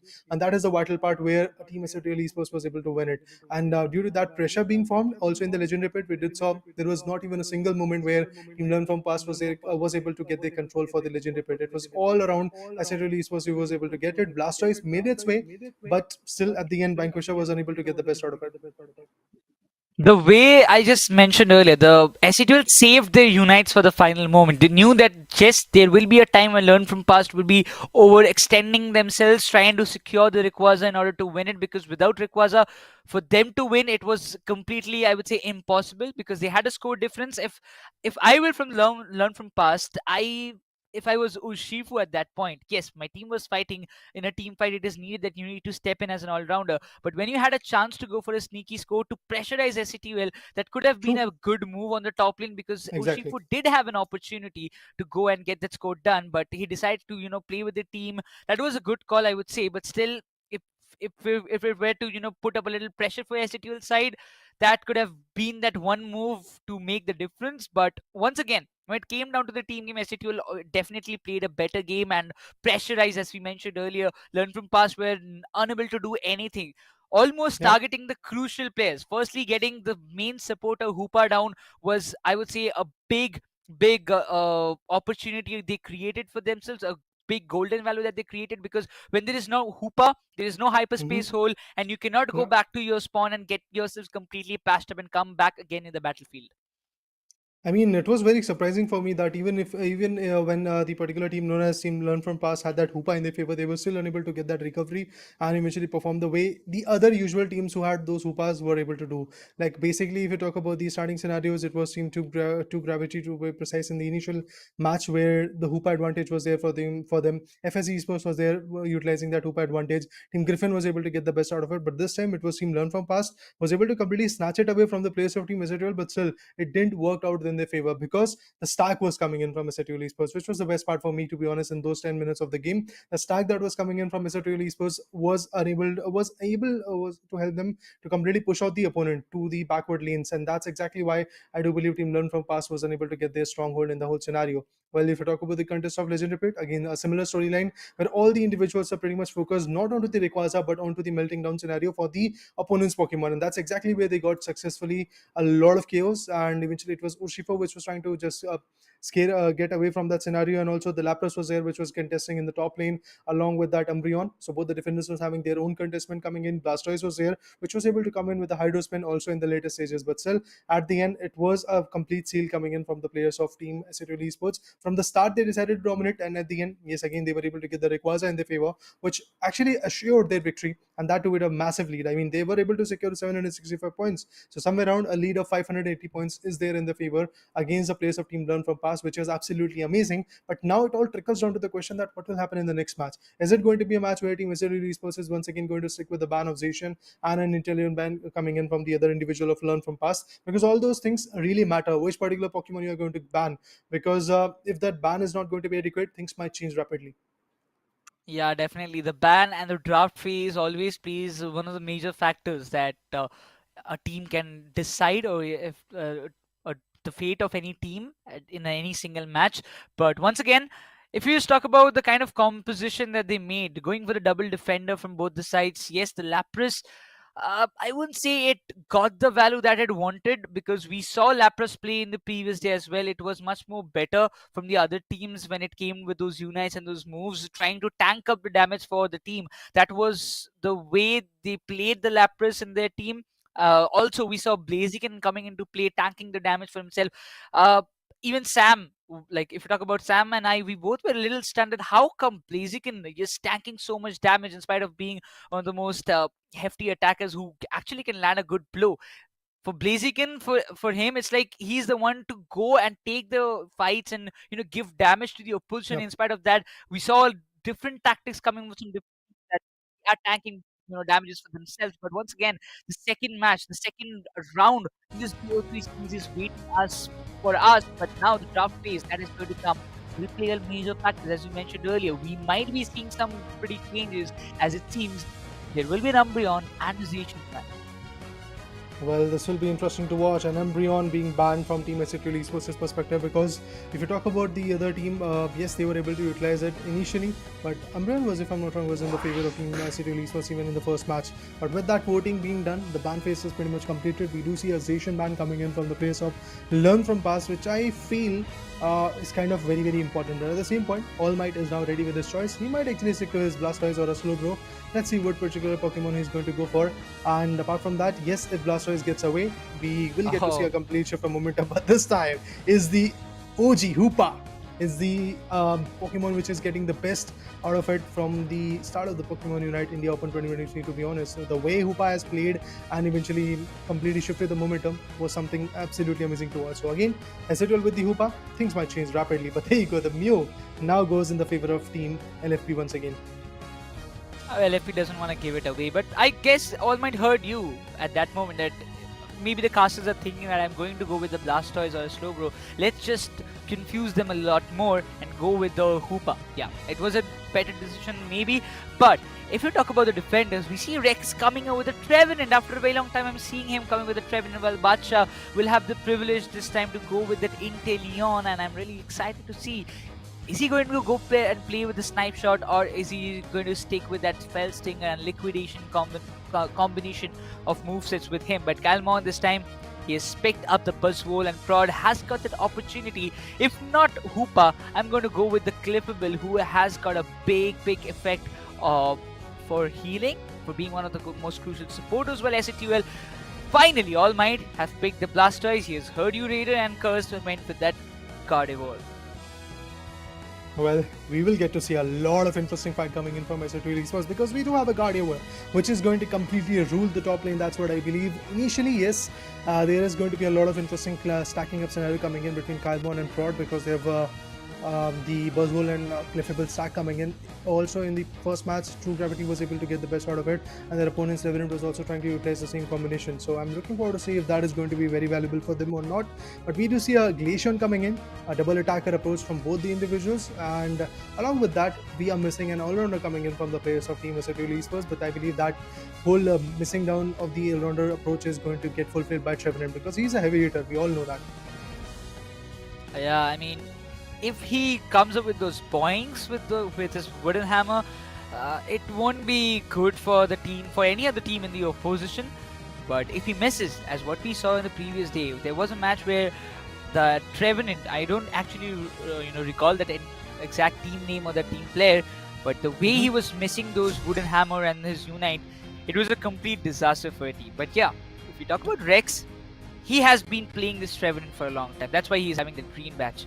And for him, missing those wooden hammers or maybe those horn leech or something like that, I really don't expect from him, because he's very experienced in playing Revenant, and if he just does it right, I believe LFP might be in some little bit of trouble, because those stuns will affect a lot for them.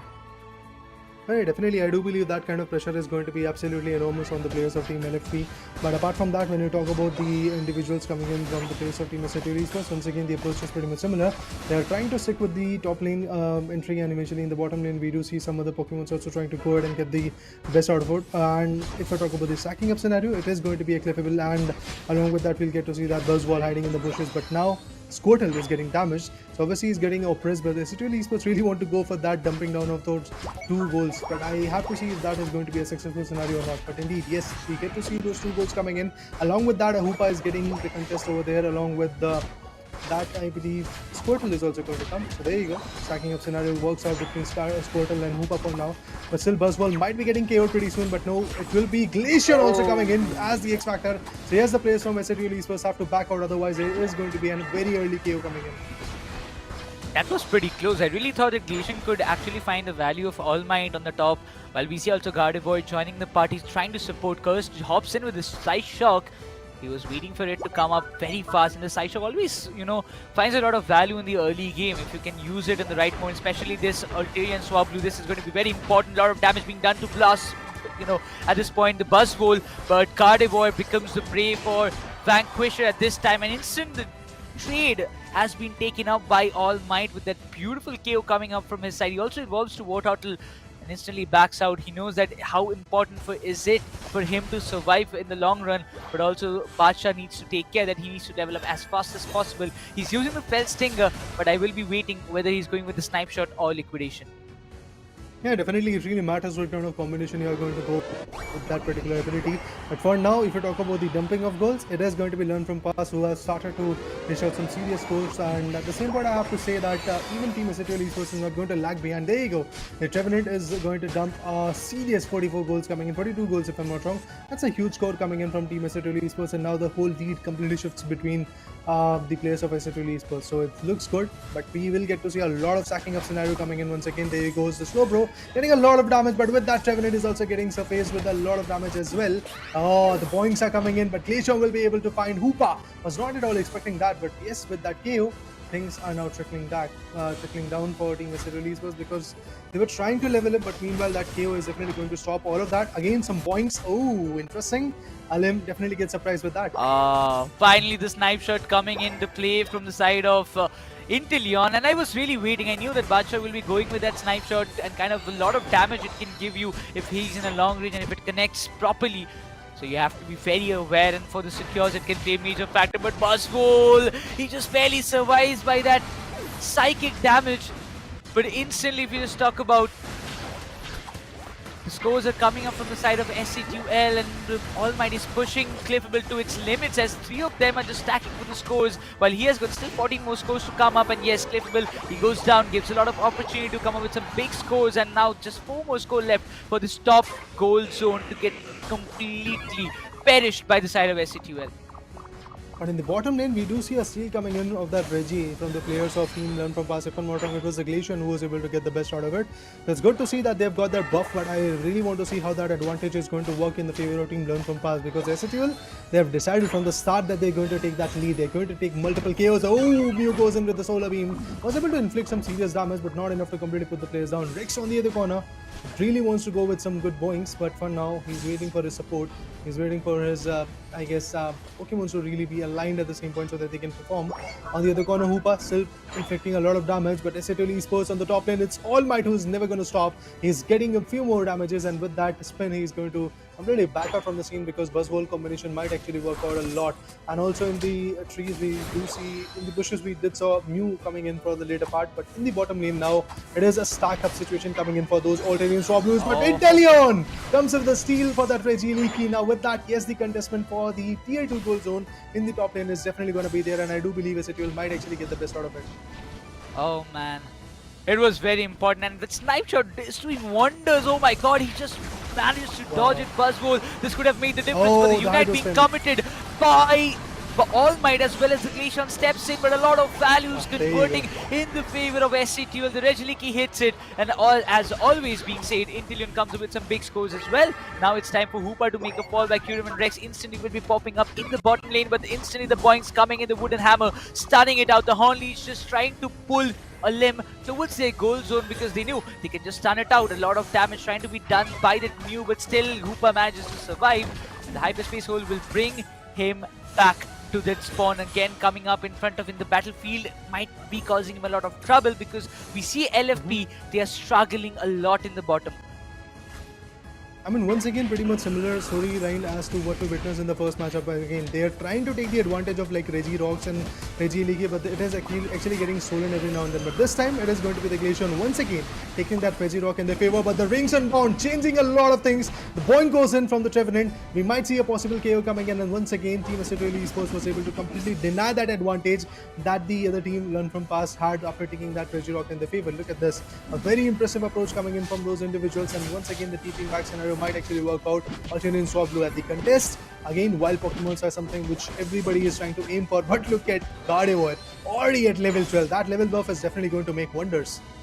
Oh, you won't be liking if Gardevoir can just comes up and spoils your entire game, but at this point, even with all those unites, it's not working. Gardevoir commits the unite for sure, but instantly the Boinks come in. Mew gets completely taken down. The Spy Vision is active from the side of Inteleon. Those knife shot will be causing a lot of trouble, and those are actually making a lot of connection. And also, when you have Gardevoir alongside you, those kind of psychic damage as well as those side shocks will be giving a lot of trouble for the side of LFP, but they're pushing it hard. Revenant hops in. Buzzwole is barely surviving in a very low HP. Inteleon might just make a good connection, but we see Mew coming from the back, and that Solar Beam will give a lot of damage, and instantly in that complete radar, it might be possible that he can find a lot of value. But oh, look at this! The Hydro Typhoon comes in, but still they managed to survive in such a low HP. But still, All Might is contesting for it, he's trying for it, but he will be finally put down by Mew. As what happened is LFP, they've managed to come back very successfully thanks to the healing that were done by Cliffville.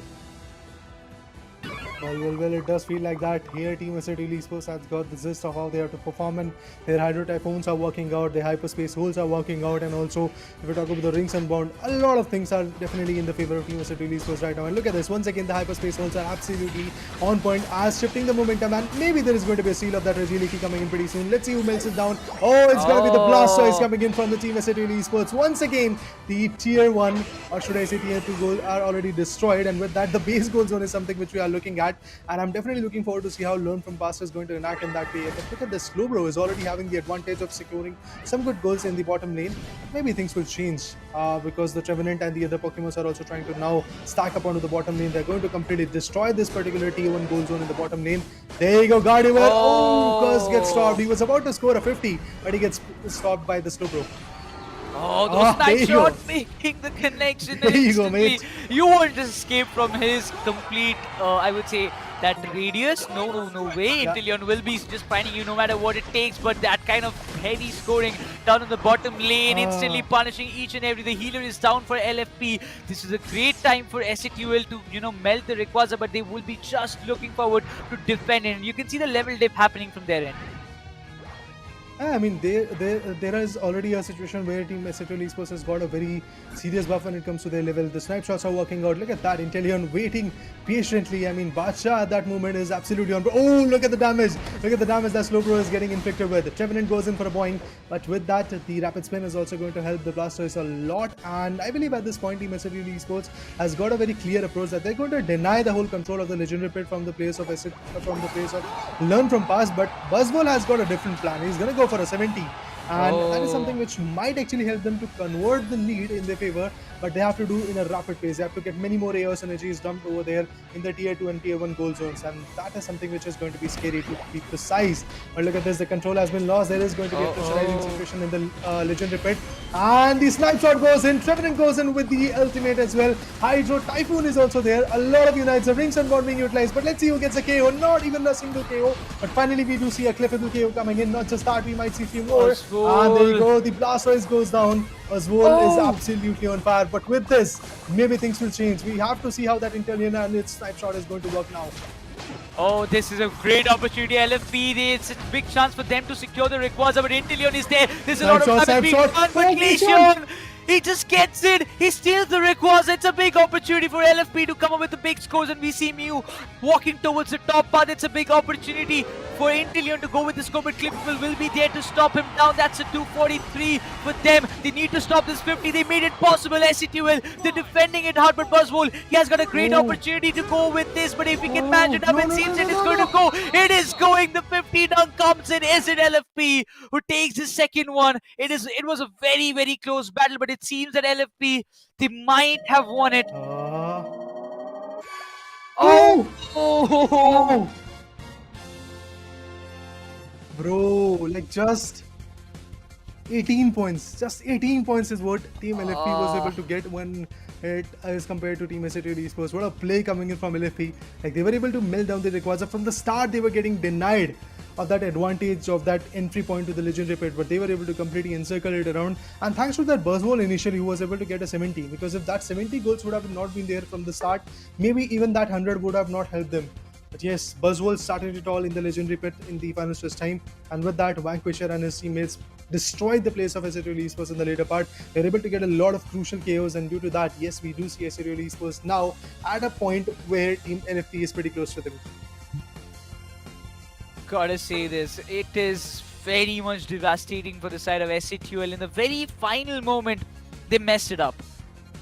Buzzwole, Vanquisher stepping in the right moment in the final stretch fight, finding a lot of value for his team. No cap how he just played it individually. But Badsha 88,000, almost close to, like, we can say at this point, finding a lot of value, maybe twice of what, if you can just compare it to what Vanquisher is already having. Vanquisher in a limb, combining their total damage. But once again, it was a great final stretch fight that happened from LFP. You know, still pushing it up, still pushing SATUL to their limits. It seemed to me like, yeah, it's SATUL's match. Nobody's gonna win it or take it away. LFP doesn't have a lot of chances. Even if they go for the Rayquaza meltdown, it will be very late, because the way SATUL were holding, it was looking quite impossible. But man, gotta give credits to Cliffable as well as the Buzzwole stepping in. Mew also constantly giving the damage with the Solar Beam. It was tremendous. I mean, I have to say that Glaceon also worked out like a charm for the players of Team Learn from Past, because remember, not just the Rayquaza, but also the whole scenario of the Regieleki and Registeals were getting stolen by the player known as Glaceon. I mean, Kamil was absolutely on point on that front, and the way he played, it definitely changed a lot of stuff for Team Learn from Past, and Glaceon was the one which was able to be capable enough to completely steal the whole advantage of Rayquaza. He was able to get that final stroke onto that angle, and due to that, yes, we do see Learn from Past pretty close to that area where a grey area has been created, to be honest. We never know who is going to take the lead now. Is it going to be SATUL Esports or Learn from Past? Because the current momentum from SATUL Esports has been completely scratched. Because if you really see, SATUL Esports from the start was pretty much dependent on their own same style, which they were able to utilize in the first match as well. They were sticking to their meta. They were trying to get a lot of serious goals initially, and also trying to get as many SKOs as possible. They were trying to deny the entry point for every single scenario, be it the Regieleki, be it the Registeel or the Regirock spawning in the bottom lane. But still, at the end, what happened? That they were far away, because they were able to destroy the tier 1 and tier 2 goal zone from the top lane, and also tier 1 goal zone from the bottom lane. So they had to go all the way to the base lane, or maybe go to the second goal zone in the bottom lane. So that is why they were able to go for those sneaky goals. But Buzzwole was able to do it.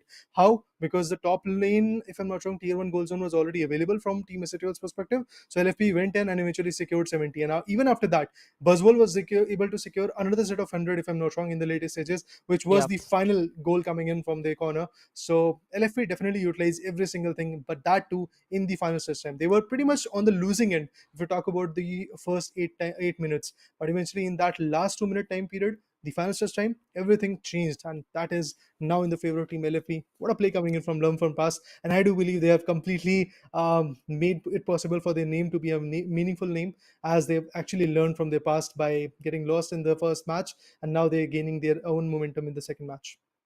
The mistakes that they did in the very first match, they rectified it very nicely. And specifically going for those final sneaky scores. We did miss it in the first match because I told you earlier that when Oshifu had a chance to go for the sneaky score to create a little bit more pressure for SA2L, he did not went for it. He decided to play with the team. But in the second match, look what Buzzwole did. He was with the team when it was needed, but he also went with that sneaky score, with that sneaky 70 score, which was needed for his team in the right moment. Uh, if he did not have that kind of approach, if Hooper was able to stop him in the right moment, things could have turned out to be in a different way. Because we just witnessed there was a little bit of difference. If that 70 was not happen, if it did not happen in the right moment, SAT would have walked out with a 2-0, and LFP would have been the one to get eliminated from this India Open. They're still keeping their hopes alive to defeat SATUL and continue their run in the lower brackets. But SATUL and both LFP will have their own discussion panel set up right before the decider match in this BO3 series. I was really hoping for a 2-1, and it will be coming in the very exact match in which I will be hopping in. I never expected that. I mean, what a play, to be honest, from both the individual teams. From the start, SATL had that momentum. They were able to get plays for straight up 8 minutes. But eventually, when that momentum has to be there, when that lead has to be there in the favor, at that same point, LFP was able to completely snatch it away from the corner.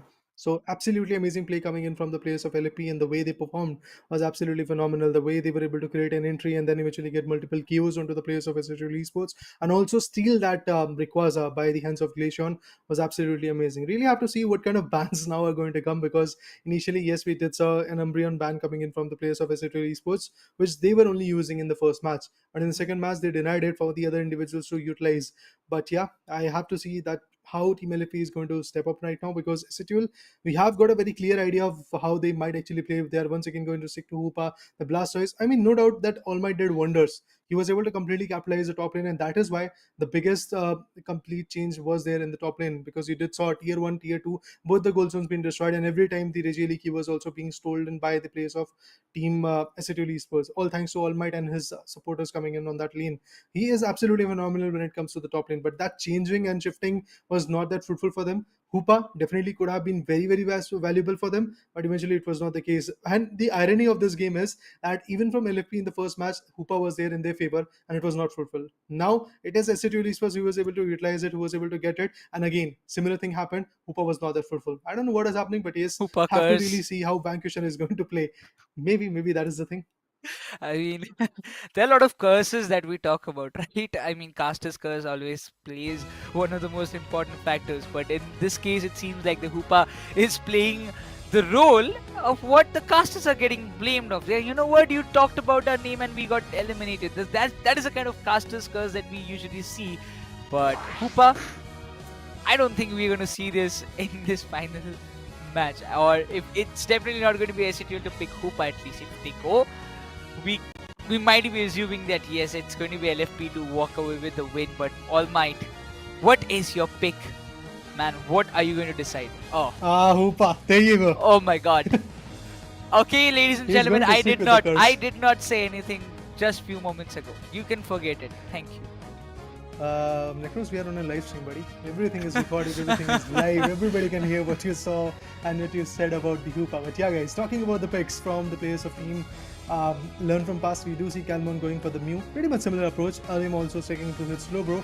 Revenant is going to be there. Trevenant is going to be there for Rex, and apart from that, we have Pacha sticking to his Interior. Pretty much similar approach to as we would witness in the second match as well. So I am feeling once again there's going to be a very good lead coming in from SATL, but they really have to watch out for that legendary pick.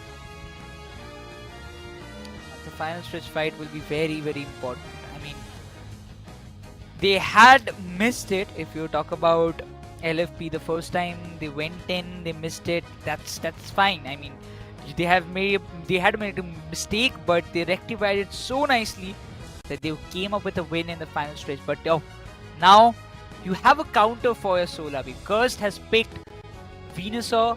I really am looking forward to see how are they going to utilize it. Is it going to be a Solar Beam Venusaur, or is it going to be that Giga Ring Petal Dance? Because in the previous match we just saw it earlier. It can be that kind of tactics as well. But there are not a lot of changes coming up from the side of SATL. They have just made a change with the Venusaur from the previous match, and also it is quite similar for LFP as well. I mean, when you talk about LFP, it is exactly the similar approach that they were able to get in the previous matchup. In the final preparation, nothing will be changing. They are going to stick with those eject buttons, the full heals, and also the potions that they've got like XP. But apart from that, when you talk about the whole scenario, I do believe the Buzzwole and Cliffable approach can be very, very fruitful. This time, yes, what SAT will have changed is going to be their attacker. The other attacker, Badsha, is sticking with Infineon, but the other guy, Curse, is now going to go with the Venusaur, irrespective of the fact that he was able to choose the Gardevoir in the first matchup. But yes, in that initial match, Gardevoir was not that fruitful. The side shocks were coming in. He was definitely trying to evolve a lot, and eventually, if I'm not wrong, even the level buff was there for Team City Esports. But still, at the end, they slipped, and the whole control fell in the hands of Team LFP.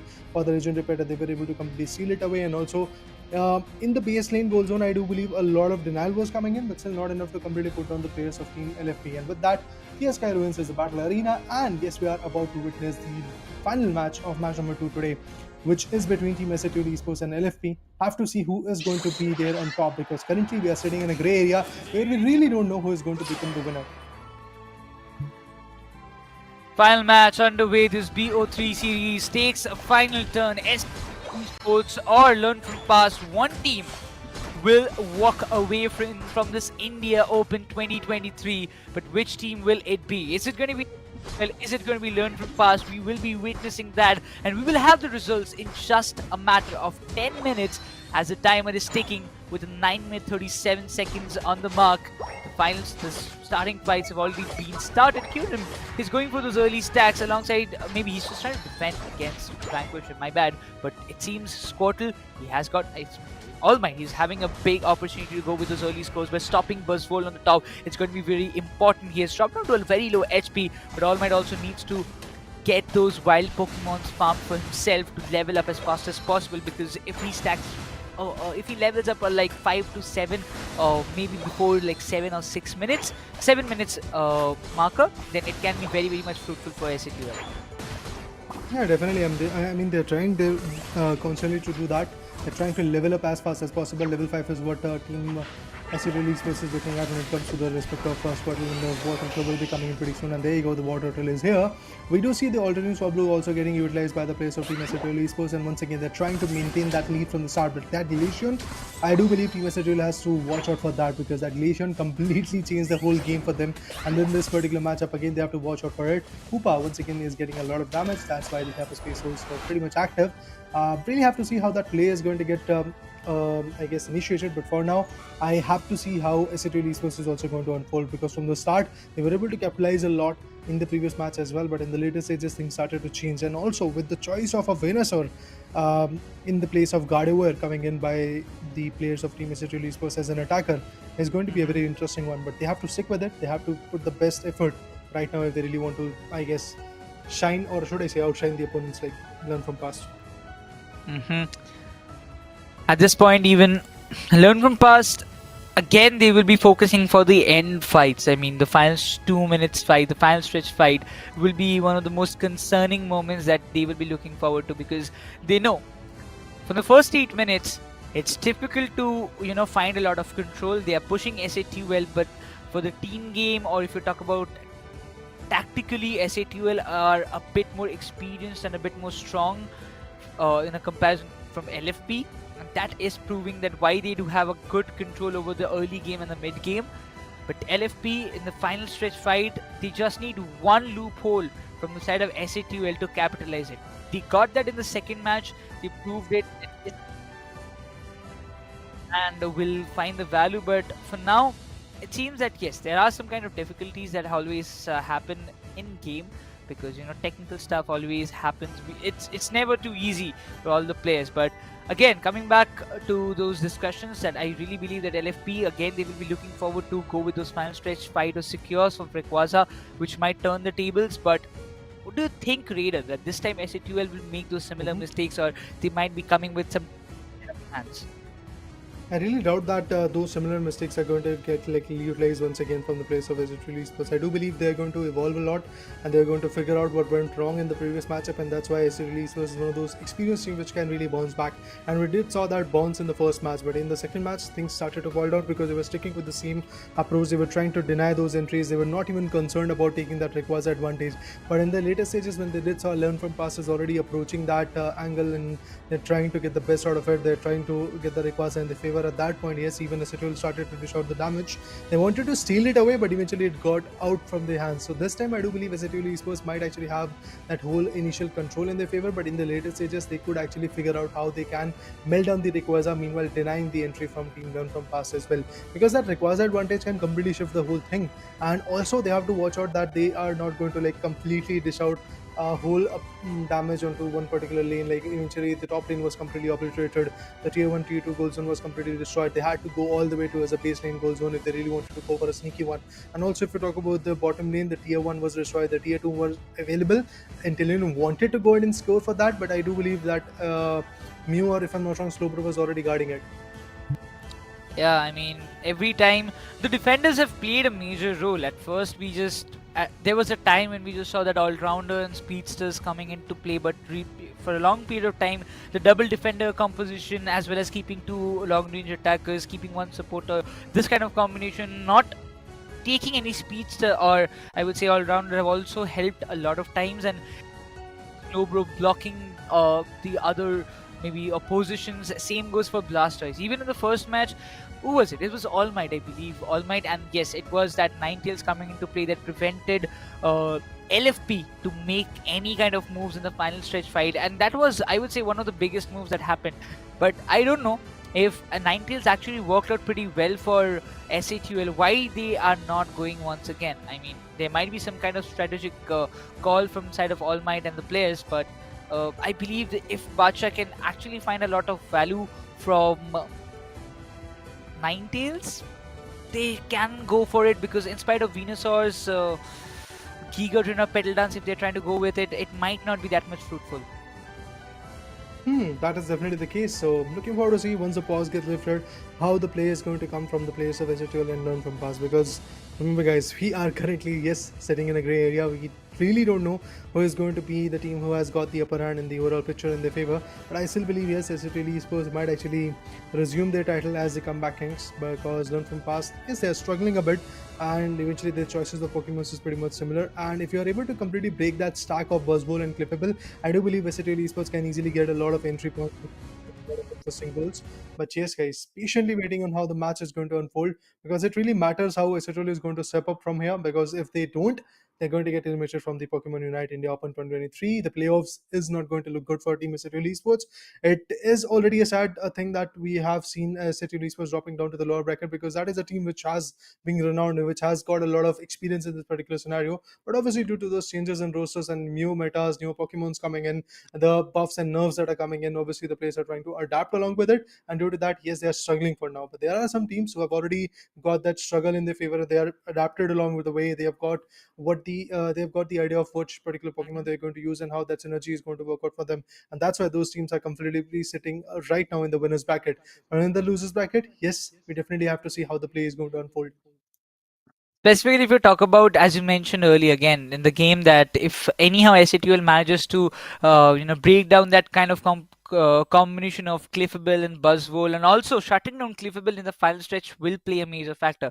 The first time it got stopped, SATL found the value. The second time it was stopped, but again, the time that the players of LFP actually brought up for Cliffable to again respawn and come back into the battlefield, that amount of time played the major factor, because when Cliffable hopped into that final stretch in the legendary pit, it was all too late. Everybody was dropped down to low HP. SATL had a chance to take down one another, but again that healing effect coming up from the side of Cliffable heal every other player, every other his teammates, and regain themselves to the top notch from where they found a lot of value. And in that case, when you talk about like Hoopa, yes, Hoopa got taken down, and instantly when Hoopa was shut down completely by the side of LFP, what did SATL had to go with the heals? Because there was no hyperspace hole. You cannot go back to the spawn and get yourself patched up. Even if they go with that, went down or went above for the citrus berry, because the bottom goal zone was still active, so the citrus berries were there.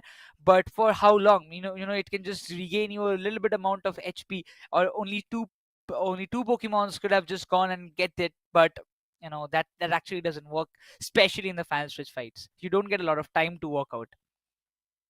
No, definitely, and for that reason, yes, SATL was able to get slipped away from that control that they were able to get initially. But really, guys, it really matters how this final stretch is going to pan out, to be honest, because SATL Esports now got the idea that they were trying to completely deny the entry, but it didn't work out. In the later stages, the Pokemon were getting hunted down, they were getting a full stack coming in from the opponents, and they were trying to completely control all the different angles, but there was a certain approach coming in from the, if I'm not wrong, bottom lane, from the side of bottom lane in the legendary pit, and due to that, there were a lot of chaos coming in. There was a lot of utilities and abilities being dumped over there, and all thanks to Glacier, the whole control got stolen. And with that, even after that, if I'm not wrong, SATL Esports was able to completely deny the entry to the base lane goal zone, but there was still a possibility of the top lane goal zone and also the bottom lane tier 1 goal zone, which was pretty much opened up. And due to that, Buzzwall definitely was able to make that significant improvement. So in this particular matchup, team SATL has to figure out which particular tier 1 or tier 2 goal zone has to be destroyed and how they have to play if that Rayquaza advantage is going to get stolen. All of those situations have to be pretty much be calculated by the players of SATL Esports. All Might is doing wonders in the top lane, but there has to be a consideration that the bottom lane and also the mid path is pretty much opened up. From that region, how the play is going to unfold, which particular Pokemon they're going to use, how they're going to rotate back and forth. I mean, for that, yes, they have already chosen the Hoopa, and might actually help them a lot in the later stages. So I'm patiently waiting on how the game is going to unfold once it gets started, because again, those Hoopa and along with the combination of Revenant, the Inteleon, can really work out a lot. And even Revenant was dishing out a lot of damage, but then again, I have to say, those knockouts were not coming in the later stages. I mean, those boings were annoying. If you were on the side of LFP, you would have realized that, those wooden hammer is giving a lot of damage to us. But yeah, again, if you talk about Venus, getting a Venusaur on your composition to maybe counter the Solar Beam of Mew, because that was giving a hell lot of damage. It was just not little. It was just not like, oh, it's okay, it's fine. If we are getting that Solar Beam hit, we can still survive. We can get the heal back. But the way the Solar Beam, after it has got a little bit of buff, yes, the cooldown was reduced, but once again, the damage, those huge Solar Beam attacks from the side of Mew, is creating hindrance for the opponents. And specifically, SATL have understand we need to counter a rock by a rock. So that means we need to bring Venusaur with that Solar Beam, and if it's a Sludge Bomb combination, that can be also effective. But yeah, alongside a snipe shot of Inteleon, if we are seeing that Solar Beam coming into play, oh man, that can be some long range attack that we can expect from SATL. The snipe shot, it has given so much damage to the oppositions every time it got the connection. But yeah, there is a kind of, True. I would believe, a disadvantage for snipe shot, because if you miss it, you have to wait for some time to again the cooldown to get over, and then you take the shot. But if it hits in the right moment, in the right time, it can give you a hell lot of damage, and we saw it earlier as well.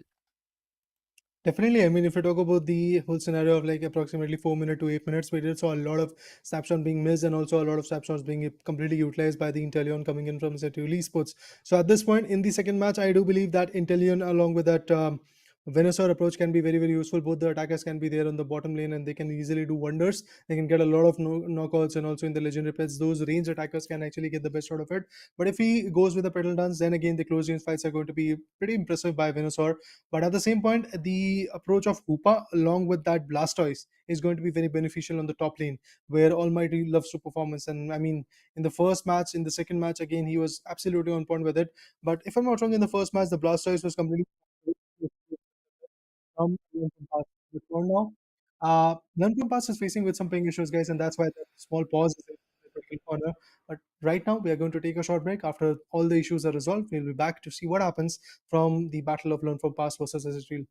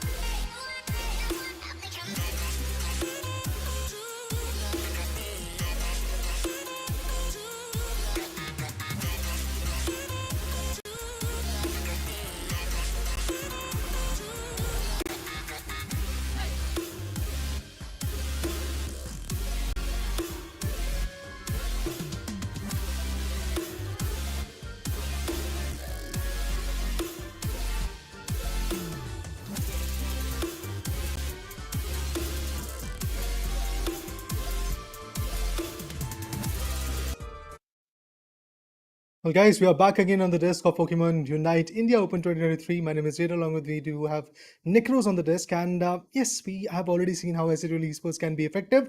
But at the same point, we have also seen how they can slip off and how Team Learn from Past can gain that advantage in the second match. Well, I once again want to ask you, Nikros, what do you think what will happen in the third match, which is the final one, which is going to give us a name who is going to get disqualified? Choose your word wisely. Bro, don't. Just don't put me in that death hole where I cannot come up again. I mean, if I just say LFP, then the players of LFP will be coming in telling me, bro, why did you tell our name and we got eliminated? If I tell about SATL, I am quite sure All Might, he's going to just come and like, bro, when we meet, I will definitely make sure you are going to I'm pay going for to it. So, blast you with my Blastoise, yeah, huh? well, exactly. He's going to spin me around with that kind of hydro typhoon in real life. So I don't want to take any risks. I just want to stay let the better team win. That's it. That's the final statement Okay, I'm going to a drop. very No more. politically correct answer coming in from Very, Nikros. very much. But Yeah. yeah, Diplomatic true, answer. true, true. I mean, to be honest, yes, we really don't know which particular team is going to have that advantage because again, the picks are going to be pretty much similar.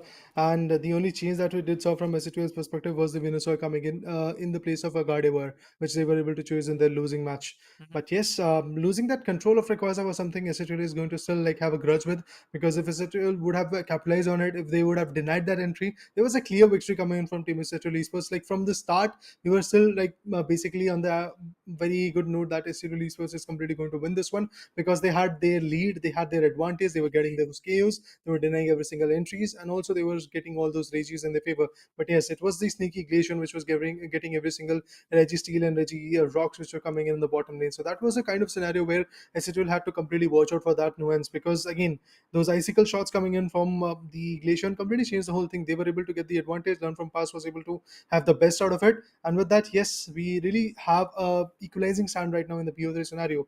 So currently, we are sitting at a note where Team SATL Esports can get eliminated or even Team LFP can get eliminated. But for that elimination not to happen for that particular team, they really have to outperform themselves in this particular matchup and they have to put the best effort. They have to go for that rule that they are going to go with, like the by the book rule. Because in the legendary pit, you can really go for some split second decisions. You have to actually figure out what you have to do from the start of that legendary pit in your favor. In the finals this time, I do believe this time SATL Esports is going to have an approach where they're going to take that melting down scenario a little bit more seriously because in the previous matchup, in the previous two matches, they were pretty much adamant on the fact that they're going to deny the entry of the opponent. But the entry will still come in because there will be a stack coming in. There will be a complete whole stack coming in onto the particular Pokemon service that release sports, and due to that, they might actually fall down, and those chaos can be coming in. So for that situation, I believe in order to deny it, SAT will definitely have to step up on that particular scenario. I mean, a lot of changes will be done. We already have seen that composition from both these sides. I believe we will be sticking to that only in this when the game will be coming up. But yes, as we just got a little bit of hint that yes, the players are ready. The game will be starting in some time. We will be able to see the third match in the action very soon. The final match between both the teams, which will decide yes who is going to stay still in the competition and which team will just walk away just by being in the lower bracket. So we have to just wait and watch, but it seems the match has already been started. We see the same draft pick coming up from both the end. There is no such changes, but what I'm really concerned about is will All Might get the chance, because it seems that he's being trampled by Buzzwole as well as Cliffable to not allow him to get the scores. Well, Hoopa, he will be coming to just stop Buzzwole till a little bit of extent, giving a chance for All Might to level up for himself and get the stacks done. Well, indeed, the stacking up scenario is definitely working out for both the individuals because that Hoopa along with that Squirtle looks absolutely deadly and they are able to secure some serious goals initially, but now look at them. Again, the Squirtle has to go for that 10 years energy to be dumped over there in the tier 1 goal zone coming in from the top lane. In the bottom lane, we do have a different storyline because Mew and the other Pokemon is already over there trying to have a tussle. And it is going to be a slow bro if I'm not wrong, which is pretty close to Mew as the defender is just going to give that advantage to his attacker. But yes, Inteleon and the other individuals are also going to make a move over there. And there you go, the Hoopa once again brings in the hyperspace holes. Evolution will be coming in for Cliffable, and still it is going to be the players of team LFP on the top lane, who has got that advantage, who has got that evolution factor in their favor and is playing a vital role. But in the top lane, there was a contestment, but in the bottom lane, it is going to be a Glacier who is going to find the Revenant out of the equation. They found a loophole and they completely executed it. Look at the scores coming in from LFP. Not able to stop it. SATL Esports, they know exactly what to do, but LFP, they're just proving so much better. Maybe they're just using the same tactics as SATL did in the very first match and going with the same stats that you showed us. It can be a good challenge for them as well. LFP finding those early values will be very crucial, while Buzzvole is trying to get some values, but Almighty is pushing him to the limits with those Hydro Pump for himself. Once again, SATL Esports, they have to keep themselves alive. If they want to keep themselves alive in this competition, they have to come up with some different strats, some different tactics. Maybe trying to get the Rayquaza fight done in the final stage can be some different kind of approach than what SATL will be looking forward to. Yeah, the final stretch. That is something I'm actually worried about for the perspective of SATL Esports, because they lost their control in the initial matchup. But in this one, yes, again, it is Team Learn From Past who is taking that initial control, and they've got a very serious amount of, like, let's say, huge points coming in. Also, the level buff is looking absolutely amazing. But Venusaur on the other corner is already at level 8. The hyperspace holds are active, which is going to give that momentum shift. And also with that, Venusaur is going to go with the solar beam, and it is working out shamelessly. Mew also decided to go with it, but eventually was unable to get the best out of it. Yes, there was a KO coming in. Vanquisher already at a very low amount of HP. He can be taken down, but there is nobody who is really tracing him, and he is going to go with the Citrus Berry. And with that, the solar beams from Mew is also going to come so that they can farm out those wild Pokemons. They can level up ASAP, because look at the leveling up scenario coming in from the place of SATL Esports. Their attackers, they are definitely looking good. They're at level 8. Regieleki is now being in the contestment, and they're trying to melt it away. And on the bottom lane, I do believe the Regirock is also going to be getting interested by the players. But with this, the tier 1 goal zone is now pretty much empty, and it is actually pretty open for those individuals to go with. But Inteleon, yes, eventually will be able to sail it out, and the slingshots are actually working out. Forward to those top lane contention at this point. Oh, that Spy Vision has been activated, will be giving a lot of damage, but that Solar Beam again will be troubling Mew too. Mew as for now, my bad. But well, the Hyperspace almost comes up in the right moment, will be giving a lot of chance to make a fallback for all the other Pokemons and also get the heal done. Well, we see everybody stacking on only at one single lane. The top lane has already been breached, so it gives a lot of advantage for LFP to go with the bottom lane approach. They want to take the entirety of the control, but the snipe shot did make a little bit of contact, but Mew just survived with just a little damage. But still, the wooden hammer trying to find a lot of value. Really, it seems that LFP, they're looking forward to just stick all together up close and take the final fire, take those battles and contest all together to, trouble SATL. Yeah, definitely. Those stacking up scenarios are working out, because they do know that the other team to be precise has got that Hoopa, which can easily bring in that stacking up scenario with the hyperspace holes, and also the Rings Unbound can be very, very interesting to watch. For that reason, Learn From Past is definitely sticking up with their own formation. Oh, that KO! Looks deadly, and with that, yes, Vanquisher is going to have that advantage. He's soon going to be of level 10, which is again going to give that pressure onto the players of Team SATL Esports. But despite the fact that their own individual Pokemons are at level 10 and 11, they are still unable to bring that output. Look at this. Stevenid is about to get KO, but he falls down to his tier 1 goal zone in the bottom lane, which is going to give them the advantage to heal up once again. The snipe shots are again getting intact. Billsinger and snipe shot, the best combination that you can really have right now from these individuals. Oh, look at that. He is using that to really go for the wild Pokemons. Can actually inflict a lot of damage onto the other Pokemon from Team Learn From Past. And look at this, Buzzvole does not have that stack of clippable along with him. So that Solar Beam could have been a very chaotic one. The Surf comes in from Blastoise, and yes, Vanquisher is going to be successful in backing out from that scene. Going to go for the Citrus Berry so that his HP is going to be recovered, and then he's going to fight back. But the squishy one, the Mew, gets taken down. Mew can be troubling, but it seems Inteleon, he wants to clear off all the long grass, tall grasses on the mid path, but instantly giving a big room for Buzzvole to go with the scores. He will be getting that 40 up for himself. LFP, they're coming with some very decent scores, but the top lane has been breached by SATL, and now they're trying to melt down the Regieleki as fast as possible, because this is a big opportunity. Vanquisher is still not in the area, not in the close proximity. The Solar Beam as well as those snipe shot made a difference, and the Regieleki will be pushed down towards the tier 2. on the top lane, and as of now SETL, they're also trying to push LFP away from the Reggie Rock, and they want to melt it too. They want to secure both the Regis in the FA, while the Clippable can be a little troubling as All Might. He wants to flush him down from that position using that surf, but the Mystical Mirage being activated by Mute is a little late, but I really don't think it will find a lot of value, though still Buzzwole with those beautiful scores have already breached down and destroyed the first 8-tier goal zone in the bottom lane. Both in the top lane and bottom lane, the tier 1 goal zones has completely destroyed, and we do see a lot of chaos coming in. It's going to be Slowbro who gets 2, Glacian on the other corner who finds Revenant, and Mew finds Hoopa. Oh, the only individual which is right over there is going to be Inteleon. He's going to fall back, and he has got a level 12. Snapshots being still utilized. The Felsinger and Snapshot again. That similar combination as to what he was utilizing in the initial phase as well is going to be the case. There you go, taking down the players. Alternating Swablu once again gets contested. 248 from the players of team Learn From Past, and now we go to that tricky path pretty soon where the Rayquaza, the legendary pit, is going to get opened, and the Rayquaza boss one will be coming in. Oh, that Mew is still being very effective. That Solar Beam is looking absolutely amazing. The only disadvantage that you have with Snapshot is basically it can be predicted, and you can really escape from it by just a single move.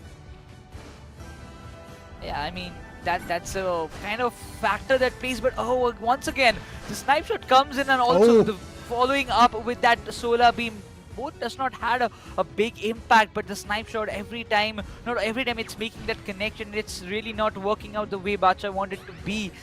That's why maybe we see many of the players going for the liquidation, at least because it makes a sure hit, that's for sure. Yep, as we just see the Rayquaza spawns in the final in the legendary pit, while Learn From Past, they do have a brilliant lead, while SATUL, they have to be the one to take the control and melt down the Rayquaza in order to win this final battle. But LFP, will they be able to stop SATUL from doing it? Oh, too many snapshots being missed. Oh, look at that, another one. I mean, this is something which is going to be very tricky and very, like, let's say, uncomfortable for those individuals to go with. But look at this, again the waterfalls are being utilized. It's a Revenant which is about to get KO'd if the support does not come in, but KO is not going to be that easy. He's going to fall back once again, all thanks to that Hoopa with the hyperspace holes. They're going to be back with the HP, and the solar beams are also coming in. Once again, they're trying to deny all that entry, but SATUL Esports yet to score a serious score, and that is something which is going to make them worry. The Inteleon goes down even after he had the level buff. Also, the Revenant has been KO'd. This is looking like a match for Team LFP. There's nothing that Team SATUL can really do to completely deny that fact. They can easily go for a steal, but the rings and bound might actually change all the thing, and there you go. The lead might be getting converted pretty soon by the players of SATUL Esports. This could be anybody's. Oh, it is going to be a steal again from Glacian. It's done. LFP is going to move forward in the lower bracket round number 2, but SATUL Esports are about to get denied of their existence in the Pokemon Unite India 2023. This is not at all looking good. This is not at all looking good for the players of Team SATUL Esports. Look at that. Both the tier goal zones have been destroyed. Now it all trickles down to the baseline goal zone where the seals are about to get destroyed. But still is the Buzzwole who has got a stack of 100, which is still remaining. He can go for it. Oh my god, this is definitely not anybody expected. SATUL, they again messed it up in the final stretch. Not only the final stretch, but also in the entire game. We did not see a lot of control happening from the side of SATUL. But oh my god. The composition, the kind of strategy that they came up with did not work out. It's all done and dusted. LFP, another 100 coming up. They know the deed is done. The one who won the WCS India qualifiers have eventually been eliminated from Pokemon Unite India Open 2023. SATUL, they just walk away with nothing, not a single win. This is a big blow towards the champions.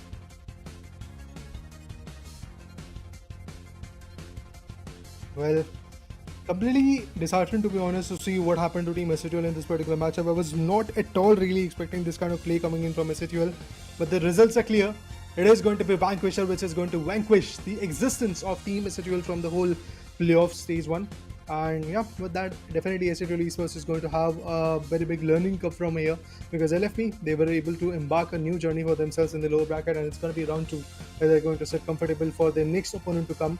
And apart from that, yes, Vanquisher, Calmon did wonders, to be honest. Their KOs, their assist looks absolutely amazing.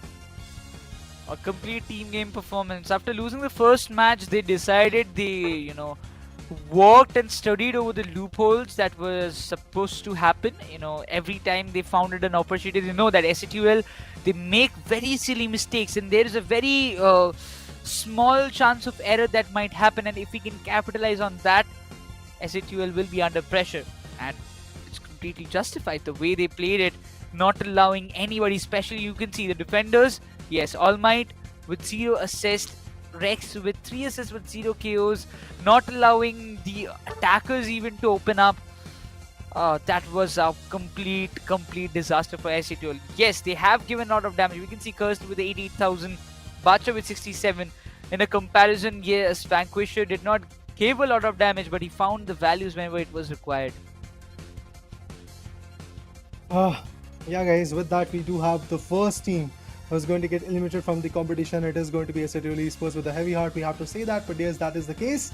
Look at the scoreline, look at the whole scenario where the damages and the reciprocation was coming in. Prod this time was not able to stick a lot with the buzz ball, but still was able to give a huge amount of recovery for his teammate, being the supporter. But on the other corner, if we talk about Kurim, as you can see, the recovery was not that on point. As a supporter, Hoopa had to did wonders, and the only time where I saw Hoopa being really effective was the later stages in the final stretch. That Rings Unbound definitely changed a lot of things, but still it was Glaceon with that Icicle was able to completely steal it away. Like, not even the first match, but also in the second match, there was a similar situation where Glaceon was able to steal those vital legendary Pokemons, the Regielekis as well, and that's exactly what they did. Look at that. SATUL Esports from the start, they had the control of Regirocks, but eventually Regielekis were in the favor of Team Learn From Past. They were able to set a high score from the start. When Learn From Past had 80 points in their favor, SATUL was stuck with just 4 points. On the hindsight, when SATUL started to pick up the pace, like 169 points and 248 for them in the final stretch, before the start of the final stretch, at that point, yes, they were definitely looking like a team which could have, I guess, gained that advantage. They were again trying to stick with the same meta that they were trying to stick with in the second game, if I'm not wrong. They were trying to completely deny the entry, but at the end, what happened? They got 2 KOs. Inteleon and Revenant, both of them got KO'd, and due to that, a very big opening was created, and then it was completely chance of Team Learn From Past, and they completely was able to capitalize on it. They were not going to deny that beautiful advantage that they were able to get. Every time it's just like, I would say, LFP did not win for those final stretch fight. I mean, we just saw it in the second match, that they were focusing on the final stretch fight and looking forward to the loopholes where SATUL might falter, and completely there is no doubt on Mew Calmon. He played very nicely with a score like 84 rating with the 62,000, almost close to 63,000 damage. He did a fantabulous job in giving damages to the opponents, also pushing them in the back seat, and just driving the entire control over the match. It was just phenomenal coming up from the side of LFP. But once again, I was telling that LFP, they focused completely over the entirety of the match in this one, because they kept the lead from the very start. They did not had a focus that yes, when the final stretch fight will arrive, we'll focus on that and we'll try to secure the Rayquaza and we'll win the game. Well, Calmon did wonders, and with that Mew, definitely look at the damage that he was able to destroy, and eventually was able to dish onto the players of Team SATUL Esports. Well, Mew is a Pokemon which Team SATUL was trying to have from the start of the game, but eventually they were denied due to the ban that was coming in, and also due to the picks that were there. Eventually, if we talk about the LFP, in the first match they decided to go with the Blastoise and Mew, when the other guy from Team SATUL decided to go with an Embryon and a Slowbro initially. Slowbro was by the player known as, if I'm not wrong, All Might in the first match.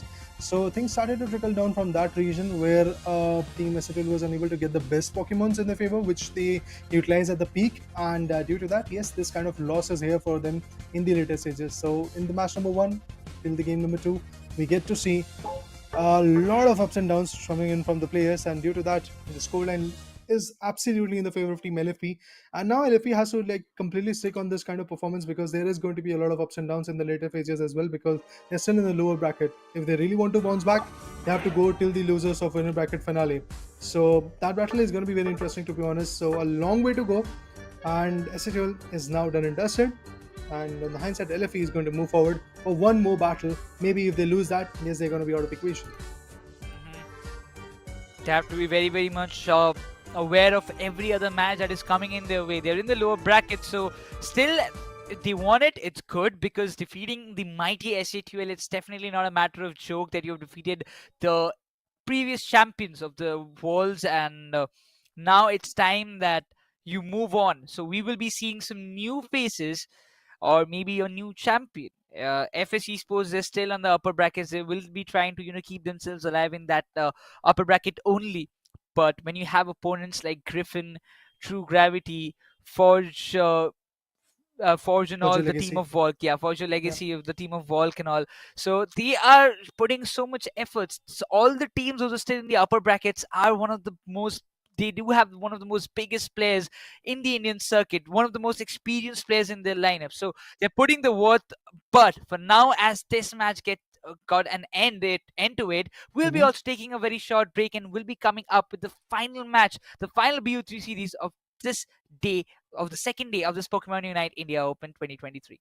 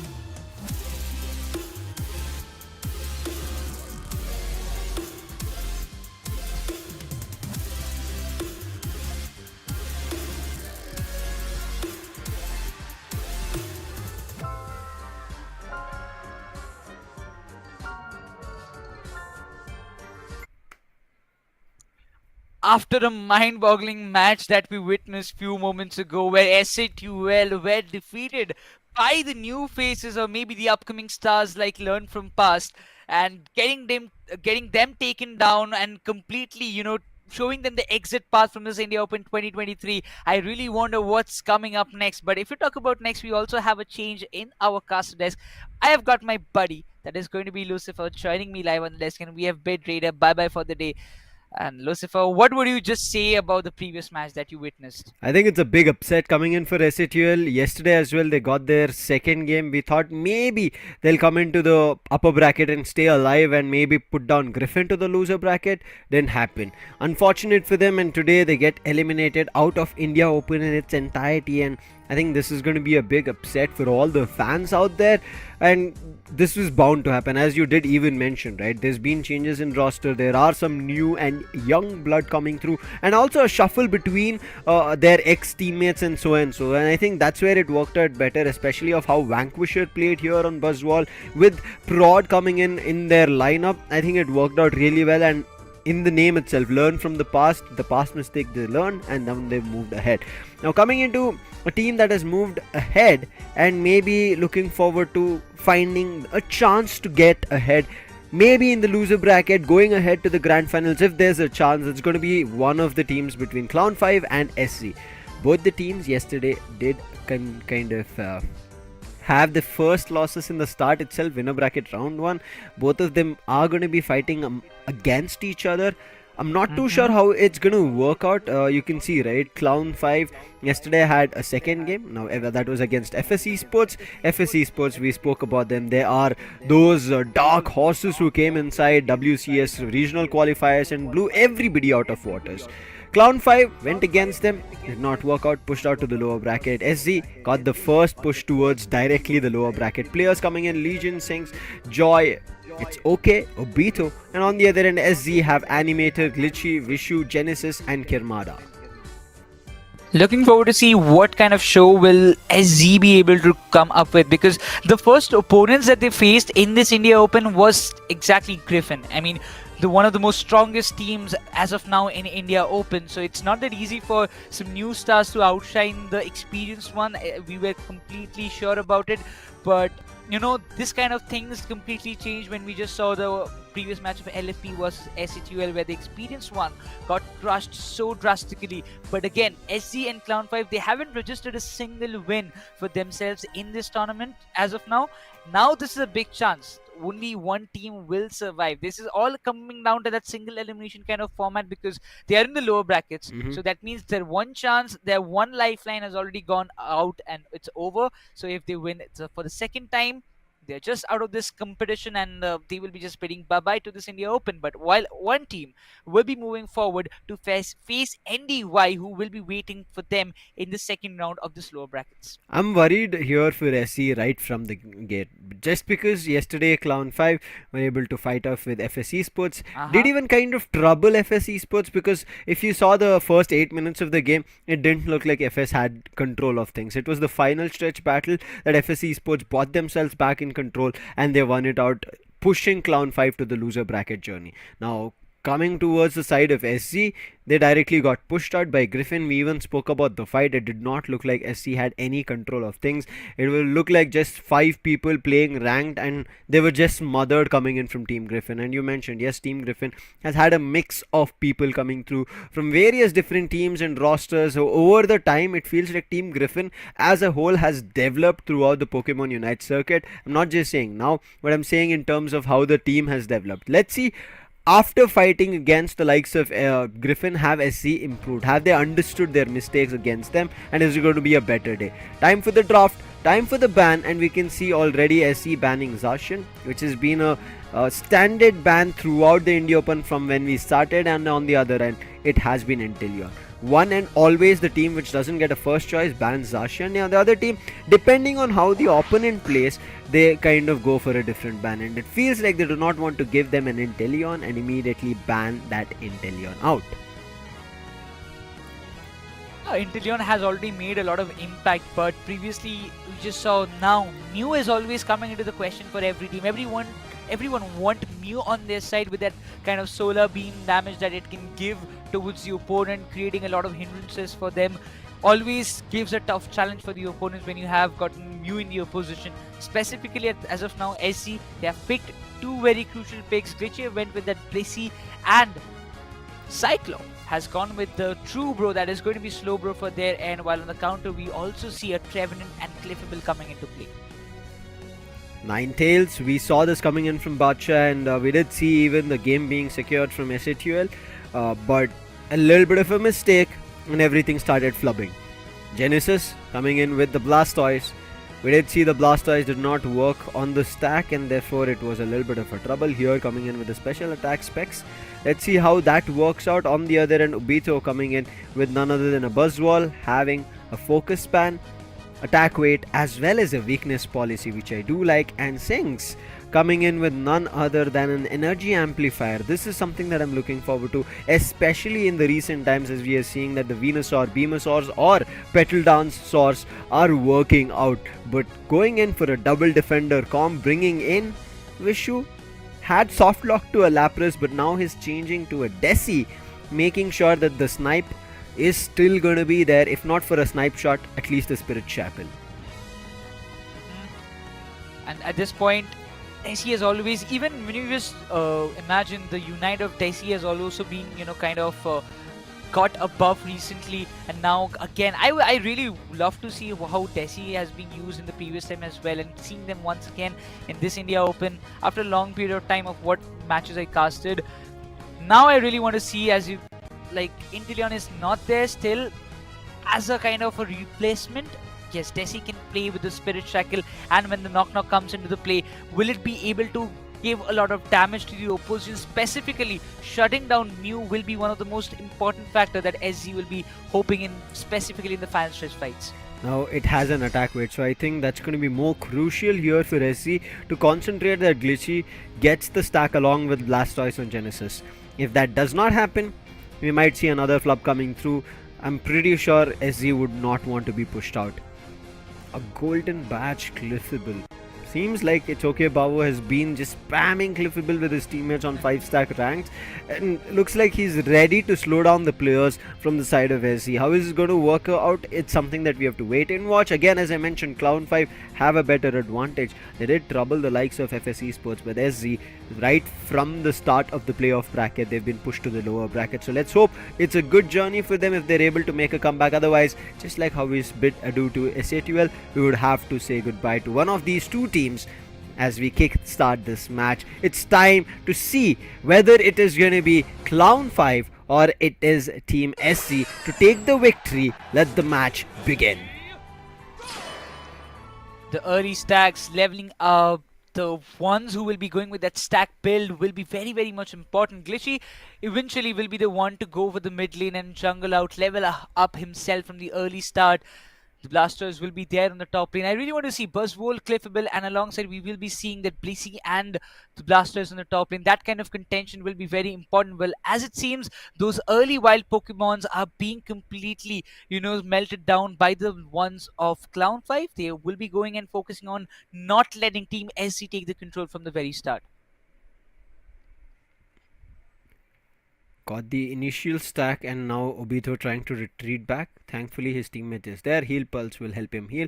We're still looking forward to getting the bunny. He does get that 5 AOS energy, and therefore denying SC these early AOSs as well as experiences. But if the SC say you deny us experience, we're going to find the first KO, and the Phantom, before evolving itself, is sent back to the Pokemon Center. Ninetales has already, we saw a few matches back which was played by Bacha. It found a lot of value for his team. Again, Animator will be playing a major vital role with those Avalanche and Blizzard. If it can stuck and stun the opponents, it did find a value, and eventually SC, they had got those blues in this area in their favor.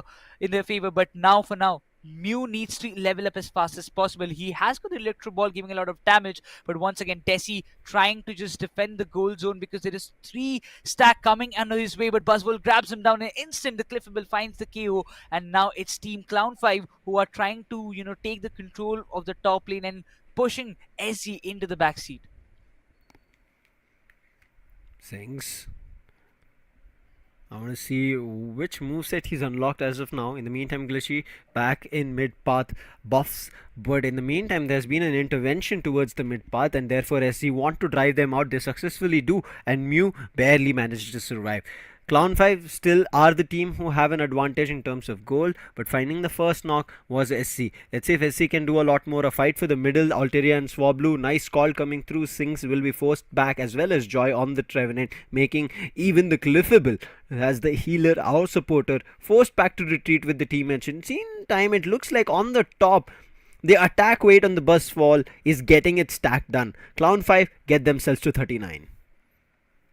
Now this is looking very much prominent, and as we just see, Mew has got the Solar Beam active for himself, and now this is going to be troubling for SC. They will be facing a lot of consequences. They wanted to, suppress Mew as much as possible, but now this time the Swablues and his Altaria would have made a little bit of difference, but it's Clown5 who is going to take this for themselves. But now that kind of level buff that is happening for Clown5, we can see 3 of the Pokemons have leveled up to 7, as we just see the Venusaur, the Buzzwole, as well as the...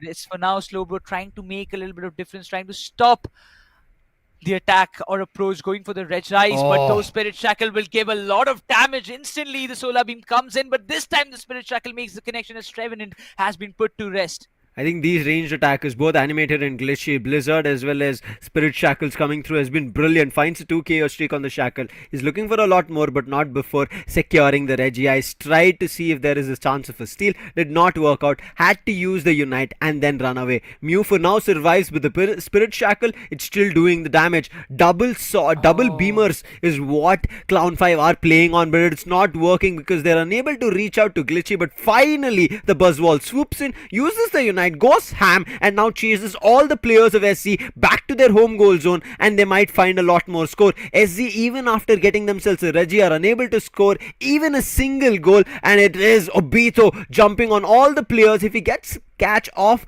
Glitchy on that Desi, I think the bottom path or the bottom tiered one can be destroyed. He tries to catch Animator, but the backup was there. Now Glitchy has been driven in. Glitchy tried to save himself, but the Verdant Anger finds the confirmation and make it a double as it finds the 2 KO streak. And SZ, it feels like they might have lost control of this as the overdunk of 40 comes, and Clown5 at 151, and Mew with another beam secures the KO on War Turtle. Oh, this Buzzwall is actually making a lot of difference. The double solar beam is actually making so much trouble for the side of SC as they invade their jungle. At this point, Clown5, they are just obliterating Team SC with no loopholes and nothing to work out for them. Everything is working so perfectly, and the Buzzwall is playing so much major factor. Yes, the bottom lane first tier's goal zone has been taken down now. Focus comes on the Regiliki. They will be trying to melt it as fast as possible. But now, will the Spirit Shackle make a difference? Because the Solar Beam is making it as Blazy drops down to a pixel HP, but will be taken down eventually. Slowbro, he has got no other option rather than falling back. But this goal zone will also be taken down without any kind of problem as Clown5 looking unstoppable is what Clown5. Somehow SZ in the meantime, I think it was a bottom push to get that 21 score, but they're unable to put a stop to the secures of Regis, and their front line is functioning super flawlessly. It is led by Joy on the Revenant, and right behind him is going to be Babu with that Cliffable, making sure the heal is constantly given. And then Obito immediately swoops in. Nice superpower coming through, and then looking for a smackdown. Then we see Unite being used. Knock was tried. It does not work out. Genesis also put down his Hydro Typhoon. It eventually falters as he gives away a KO, and Obito chasing Glitchy right now, finding a KO, and that's going to be big streaks for both none other than the Buzzwall and the Venusaur. They make do and destroy tier 2 on the top, and SZ looks like they're out of this first game, at least for now. There's just 2 more minutes on the clock for the final stretch, but it still feel like they do not have any control. Oh man, you can just see why we are talking about this, because Clown5 320 score and they're destroying the goal zones. It is just a ranked match, it's nothing more than that, but they now are in the contention to get this Regirock in their favor. It was SZ who took the first Regice, but they could not capitalize on it. But this time I really don't think Clown5 will allow them to even come closer to Regirock, as they are just buying the time. And this double solar beam, you can see from one direction Mew is going and using his solar beam, from the other in a crossway Venusaur is also coming with that sludge bomb and the solar beam, creating a lot of impact in Buzzwole. He's just handling the front line so pretty well. There is no such mistakes that are being committed by Clown5 and leaving them on the top. SC, will they be just focusing on the Rayquaza securation in the last moment? Unite's ready on the go for Clown5.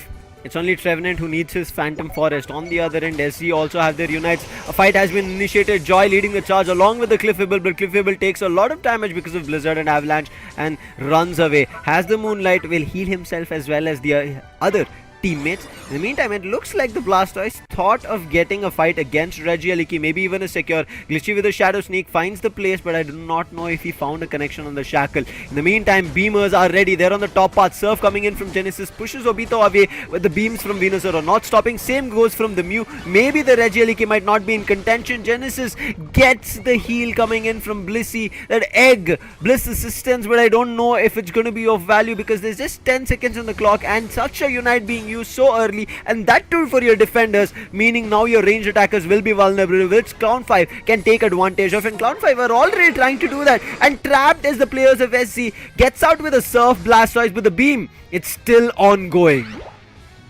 You can see Blissey, he's barely surviving at this point, and those solar beams creating a lot of hindrances. Instantly the blizzard pops in, trying to find a lot of value. All the solar beams, they're dodging it. SC, they're trying to just be there and trying to not make any kind of mistakes in the final stretch fight, because it's going to cost them a lot. Those Spirit Shackle will make those connections, but every time the solar beams are being dodged by Team SC. Before Slowbro could find its Unite or its prey, he was immediately sent back to the base, and now big solar beam, big damage, and the avalanche stops. Unite being used from Blastoise finds big damage, but the counter from Verdant Anger, Venusaur, it finds along with the help of Obito. And look at Glitchy. Wait, did a glitch happen? Obito did not connect any move on him, therefore Glitchy managed to survive and run away, but Genesis, he's not going to survive. A chase coming in and Mew finds the KO, and now Obito running towards Glitchy. Glitchy trying to survive with that Desi. It's not happening. If he's running away from one, then there's a long range solar beam coming in which he's unable to dodge. Cyclops, he's back again from the Pokemon Center, but can he find any value? He's called in his teammates Vishu as well as that Ninetales. Previously Ninetales worked out really well, which we saw from Bacha, but this time it has to work out better, but barely surviving. Made use of the snow globe coming through, but still ends up giving away. It's KO. Another KO to fall up as the Blissey falls. Right now it is none other than a Slowbro trying to survive. A Surf comes in to buy some more time, but it is not going to be enough. Slowbro also goes along with that, the Desi as well, and make it a team KO as the last Blastoise falls apart. It is Clown 5 winning this first round. 15 seconds on the clock. There are going to be a couple of Pokemon who are going to be coming up, but I don't think they'll be able to stop 100 coming in, because there's a home goal 100 also happening, and therefore they'll be in contention for that. And the Venusaur secures 100, pushing Clown 5's total closer to 500. What a game it turned out to be for Clown 5. What an opener for them. At least the win that they wanted, the kind of performance they wanted to show all the people who are watching us live. They have done what they wanted to do. Look at the numbers of assists. Even the Buzzwole has 14 for him, 11 for Cliffable, as well as the Venusaur, as we were talking. He has got 11 KOs and 11 assists. Those solar beams were something that annoyed the complete squad of SZ so much. Sings, brilliant. Legion, amazing. Obito, hands down, played super well. Made sure that whatever happens, he keeps his stacks on going. And this is something that we spoke about. Glitchy, he did not get a single stack, I'm pretty sure. Genesis also had the special attack specs, did not, maybe got a 1 or 2 stack.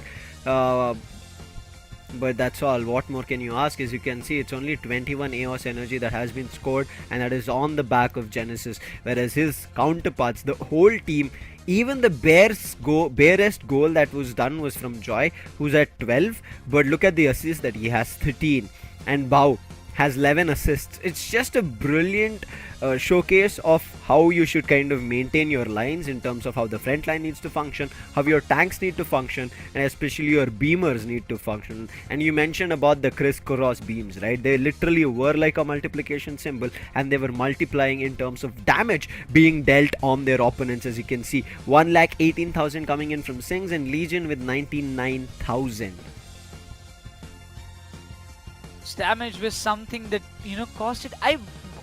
What would you just tell about the kind of combination that they came up with? I mean, Ninetales was there to, work out, but eventually the way Clown 5, started suppressing Team SZ, when we just saw that Obito reaching level 9, Buzzwole stepped in, and every time Mew as well as Venusaur both were there to support specifically Buzzwole and Revenant from behind. It was super amazing tactics that came from their side. Right, as of now, it feels like, as we did predict, Clown 5 seems to be a better team compared to SC. That's how it's functioning. I think especially the early utilization of Bliss assistance coming in towards Genesis, I understand it was to save him, but just 10 seconds before the final stretch battle, making use of that, you saw how SZ were vulnerable. They were wondering what next to do. Cyclops thought he could swoop in right in between the legendary pit battle, maybe get his slow beam, but he immediately gets KO'd coming in from Buzzwole and the crisscross solar beam, and there was nothing that he could do, nothing of a scald or a surf, anything that he could use. And Clown 5, as you can see, from the start to the get-go till the end, they secured goals, whereas it was just the 4 to 6 minute mark while all the players from Clown 5 were on top. 21 was scored from Blastoise. I think it was when all of them were at bottom, Blastoise pushed on top, got just a 21, and that was the first stack on the specs. And I think that's where it all fell apart. They also had a they also had a Desi with the attack weight, and that also did not have any stacks. And this is where it all fails. I think any Pokemon, when you bring in with a stack item, you need to get it stack. If you don't, I think that's a immediate KO, and that team faints. That team loses the battle because they're unable to battle anymore. This match definitely, taught a lot of lessons towards the side of Team SC. The mistakes or maybe the kind of tactical errors that happened for them in this very first match. Eventually, they will be trying to bounce back in the second match itself, because if they don't, they won't be keeping themselves alive in this competition or in the survival in this entire India Open 2023. Their journey might end here and right now in today's date, because the way Clown5 they have stepped in, they are looking like they will be going huge. Yes, they have faced they didn't had a great start for this India Open. They were dropped down to lower brackets, but the way they are playing, they want to make sure that in the lower brackets there is no better team than them to contest and reach to the grand finals. Yeah, I think another one in terms of being a big hurdle, which was SATL, are already out, right? So it feels like Clown5 might have a journey, but Clown5 also have to look forward to the next team moving ahead. There is still Revenant as well in the loser bracket, and the loser bracket is not, I would say, smaller right as now. It needs to go through a long journey, because we just are kind of wrapping up with winner bracket round 2s as well as round 3s. There's still 2 more rounds of winner brackets from where teams will again be pushed to the loser bracket. So therefore the journey is a little bit tardy as well as super tough, because it is going to take teams their all, not just in terms of their playstyle, but also in terms of whatever strategies that they had planned. In case they had a tough and a formidable opponent, they would have to put it out. And I'm pretty sure yesterday itself Clown5 had to push to their extent where they wanted to take down FS Esports, but FS Esports I think proved one fact that they are here this time at least looking forward to clinching their title, moving ahead, because eventually down the line it is all about getting towards the Asia stage, right, where they're going to be representing India. Previously we did have 4 teams. We will see how it progresses this time, but for now it's time for round 2 of this best of 3, of today's last best of 3. Let's see if SZ can make a comeback. They have the initial pick coming through, and they're banning Mew, and Inteleon is gonna be open. We already saw big beams coming through, and I think SZ got annoyed a lot, especially because of Mew's beam, because Mew can reset moves. On the other end, keep it simple, every team that has a second choice pick bans Zacian. And that, as of now, it has worked pretty well, but Cyclops without any hesitation will be locking the Slowbro for their side. As Mew is not there, that will open the opportunities for the side of Team Clown5 to go with the Inteleon pick, and this time I will be hoping to go with that liquidation kind of pick. And yes, Legion doesn't even hesitate for a single moment. Instantly the Inteleon pick comes in from their side, while Obito, what is he going to go? The Buzzball will definitely work, and I would love to see that once again. Interesting choices as of now. Cyclops still sticking on to the Slowbro. It did not work in the previous game. I'm not too sure what is going to change here. It's okay, Babu, as you did mention, we are going to be seeing a Hoopa, and Hoopa, we've spoken about it, helps a lot in rotation. Glitchy Desi didn't work, so immediately locks on to a Delphox. Yesterday as well, Delphox, I didn't see much of value other than the fire spin. Let's hope it's going to be a different game today here. Vishu takes the Cliffable, which was let open from Team Clown5 as their own. In the meantime, Obito says, let me put a game of Blastoise and show how it works out, along with Joy coming in on the Revenant. Final 2 picks coming from the side of SC. Genesis this time is not allowing the Buzzwole to fall in the hands of Clown5. Is it so? Is it a kind of tactics that they want to go at this time? Yes, the Buzzwole stays with SC, and Animator comes up with the pick of Gardevoir, but Sayings now Leafeon comes into the play. I will be hoping for how that Solar Blade is going to make that effect. I think in terms of the pick itself, Clown5 never intended to bring back Buzzwole.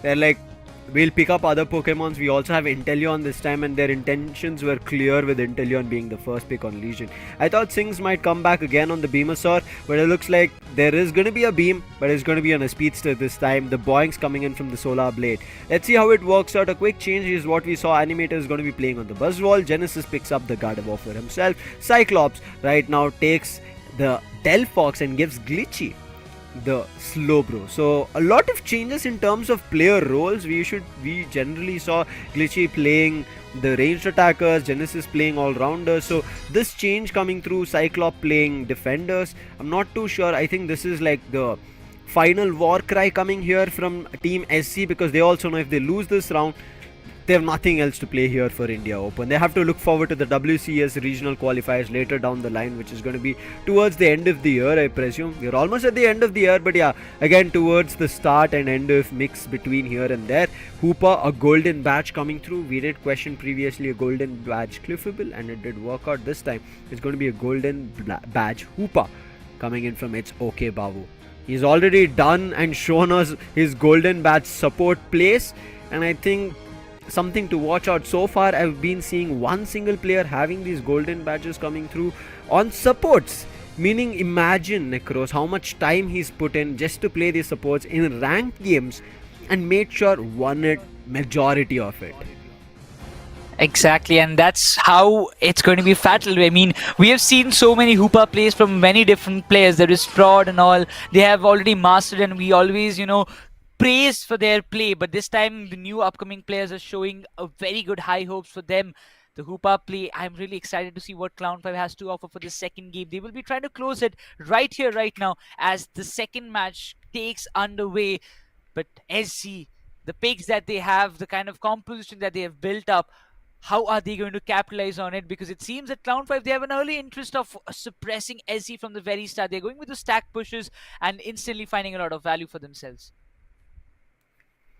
Early game, Animator trying to survive, has the help of Heal Pulse, but the damage coming in from Obito and Babu, it's slowing him down, and it does find damage.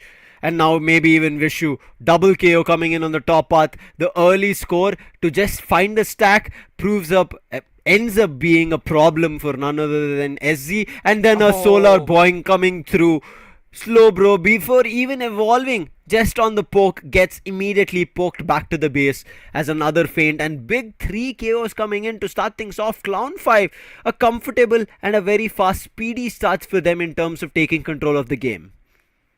Oh, they were waiting for the Alterian Swablues to come, but another Boinks comes in, instantly pushes Buzzwole to the back, and instantly he has to make a fallback because Cloud5, they're not even allowing a single wild Pokemon to walk away from their hands, and you can see the score difference over the very start. They want to capitalize as Revenant. He's not letting even Slowbro to take a single bunny in his favor. But slowly and gradually, you can see Cloud5 completely invading the jungle of Team SZ. Wait, what? Where have these players gone? Boinks coming in, Vishu goes down again. Slowbro has evolved, but it feels like he'll also be going down. And then the hyperspace hole sends the Leafeon back, gets a heal after finding a KO, and back to the mid path. Cloud5 just running around. And right now looks like it's going to be trouble again. Genesis is evolved, but the Psyshock does not connect. Therefore Legion survives. He's still running around. He is ready with crit hits, and his teammate is here. Hyperspace hole. Legion will go back to heal and might be again jumping in as his teammate Revenant is also there, pushing to the mid path of SZ. They're trying to indulge in a battle again, giving a hyperspace hole, going in for a full heal, and from the backline Inteleon fully evolved, ready for a lot more crit hits. Sings comes in, a nice Unite which is undodgeable, finding a KO and looking for a lot more, make it a 2 KO streak. A Slowbro also is put down, and looks like Cloud5 has said there's no home for you guys, there's no mid path for you guys. We take control of entire Thea Sky Ruins. Oh my god, you can just see how dominating, how aggressive they are playing already. It's just a span of like the 7 minutes has not been over yet, and one of the towers of Team SC has been breached on the top lane, and instantly we can see Buzzwole trying to get those stacks up for himself, but completely denied every time he's trying to step up front, because we see a complete stack happening from Cloud5. All the 4 players down there, trying to get this Registeel under their control. And for SZ, getting these objectives will be very, very much crucial, because if they don't get it, Clown5 will also again have an upper hand. Those snipe shots will definitely make a lot of connection, but this is going to be dramatic. But once again, that hyperspace hole brings up joy for their team. Leafeon was on the backlines, waited for his teammates to do damage, then pounce upon them, finds the 2 KO streak, and now Slowbro is also put to rest, make it a 3 KO streak, as they'll be very soon destroying the bottom tier 1, as well as securing this Registeel for themselves without any contention. And on the other end, the Blastoise also has evolved, it also has its Unite ready. Everybody will be rotating to the top path. You already saw the hyperspace hole to quicken the rotations, and right now Inteleon making sure slows things down, gets caught with a fire spin, but you can see barely any damage being done with the fire spin because of the big level difference. And Revenant Joy still leading charge. Again, fire spin comes through with a fire blast, does damage, but it's not going to be enough. Snipe shot, looking forward to finding a lot more. Bawu swoops in with a hyperspace hole quickly. This was just a distraction, while the Blastoise secures the Regieleki and gets ready to push to tier 2. They want to defend it, and we can see all the entirety of Team SG trying to put up some efforts, while Gardevoir will be in an off-angle position, but that snipe shot and the Unite commitment, it did a lot of damage, but the Spy Vision gets activated. And wait, what? Blastoise mates is Unite? This Leafeon going ham, gets a 3 KO streak, allowing his teammates to secure a big difference. This time it's a 30x difference is what Clown5 have, and no control is what SZ have. Finally, they should be getting their Unites, but it doesn't even matter. Look at Delphox at 8. Level 10 is what we can see on none other than Gardevoir, but it doesn't seem to be doing any damage because we already saw the early Psyshocks being missed. Right now, Glitchy still waiting for its Unite. I think Glitchy's Unite is going to be super crucial. The slow beam right now playing with telekinesis drags Bawu in, but Bawu ready. He immediately steps out using his Phantom Force, and right now he moves away as well. Not much trouble. Sings in the meantime, look at him sitting on the tall grasses along with his teammate, and now the Rings Unbound here to try and do a lot more damage. Sings is ready. Solar Boing comes through, and then the Unite. That 2-step play coming in from him is big. Make it a 2 KO streak. Buzzwall tried, but it ends up being a 3 KO streak as the Gardevoir is put down, and Revenant finds Buzzwall, and everybody gets taken down. Make it a 4 KO streak for Sings. Hyperspace hole ready. They might do damage, but all the 4 Pokemon get sent back to base. Full heal coming through, jump back to go for a fight. Legion right now taking away all the buffs, making sure there's nothing left as a wild Pokemon to level up, but somehow they take down Joy, and Clown5 decide, okay, our front line is gone, let's not make things a little bit easier, or let's not give a chance for SC to make a comeback by giving away our experience. However, they're ready to take away the Registeel. Registeel fight has been started, but look at where Bawu is, right behind enemy lines, tried to act like a distraction, then comes in the Blastoise. A nice Unite after the surf, but I think it got stopped by the slow beam coming through, so the Unite has been failed from Blastoise, but the last hit from the Leaf Blade comes in, secures the Registeel, making the attack even more devastating. A little bit of a whiff coming through on the Hydro Typhoon, but it doesn't matter. I'm pretty sure Clown5 will be just super happy with the position, the stance that they're in, and there's going to be a big overdunk that they tried to do, but there was a little bit of a stop. So 13 still left to destroy the tier 2, but in the meantime gets hold of Buzzwall, gets a KO, make another 2-step Unite coming through. In the counter, there's been a Fireworks Unite coming through. Vishu trying to survive, but the Solar Boing in their own Flux Zone, and Sings, how many KOs is he on right now? I'm pretty sure north of 15. Cliffable wanted to take an exit, but didn't have a lot of chance. Even Blastoise will be going up with the duel against Buzzwole, but it seems all the buffs being stolen by Clown5. Look at the score, it's already 400 up, but that hyperspace hole is actually working like wonders. Instantly those heals coming up. Revenant will be coming up in the battlefield, and now that Hornleech will drag Buzzwole to its extent, and Inteleon does the formalities, and the Buzzwole has been completely shut down. This Regieleki push, if it happens, it will be going for the base zone. The home goal zone will be in a vulnerable spot if the Regieleki completely gets in the favor of Clown5. As it seems, the entire distraction is happening. Inteleon is constantly giving a lot of damage with his snipe shots and making sure that Team SZ doesn't even have a single chance to have a contention for this Regieleki, as Blastoise does the job. Inteleon finds a value, and that's the 1 KO that he was in a very much need. Again, Hydro Typhoon strikes everybody. Then the Solar Bound finds the first. Gardevoir is down. There's the Phantom. Rings Unbound also being used. Buzzwole is right now trapped. He had to use his Unite to find a way, but the 2-step comes through. Finds a KO along with the help of the Inteleon. Solar Bound still coming through. Inteleon with a 3 KO streak. And it looks unstoppable with the last being picked on the Buzzwole. Entire team wiped and scores being unstopped. Clown 5. 695 is what they're sitting in, and Bawu, he'll easily swoop out of this battle with the Phantom Force, and there's nothing that the side of SZ can do. Another 100 being dunked from the Inteleon, and this makes trouble here for SZ. SZ right now randomly trying to fight because they know they've already lost this fight. Coming back from here is going to be super tough because especially the level difference is too huge.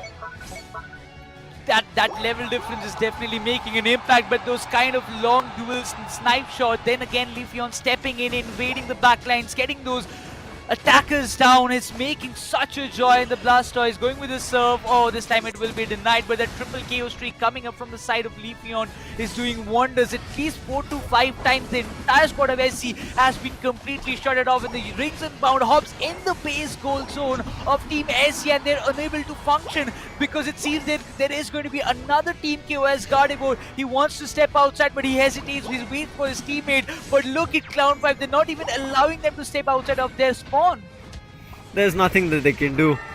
They're going in for a heal, coming out, and certain times getting KO'd in their base itself. This looks big time trouble. There was Singularity as well as Fireworks used. Finally they take down Joy, but the Hydro Typhoon, it's still there to strike. 20 seconds on the clock, and looks like Team SZ are full on sportsman spirit, not giving anything away. They did the slow beam come through, but still doesn't find the KO on the Blastoise. Obito still survives, and he's moving back as well. How does he survive? Barely breathing. And look at Sings, he's like, I'll be there closer to their goal zone. Will try to do damage. Finally with the telekinesis, they'll be able to take down the Leafeon, but it doesn't matter. Obito is back with heal, ready for another fight. He would have even taken down the Gardevoir again, as he did push them out with the surf coming through, but Clown 5 just made it seem like this game was done when we started, and towards the 2-minute mark itself, when they invaded their mid path.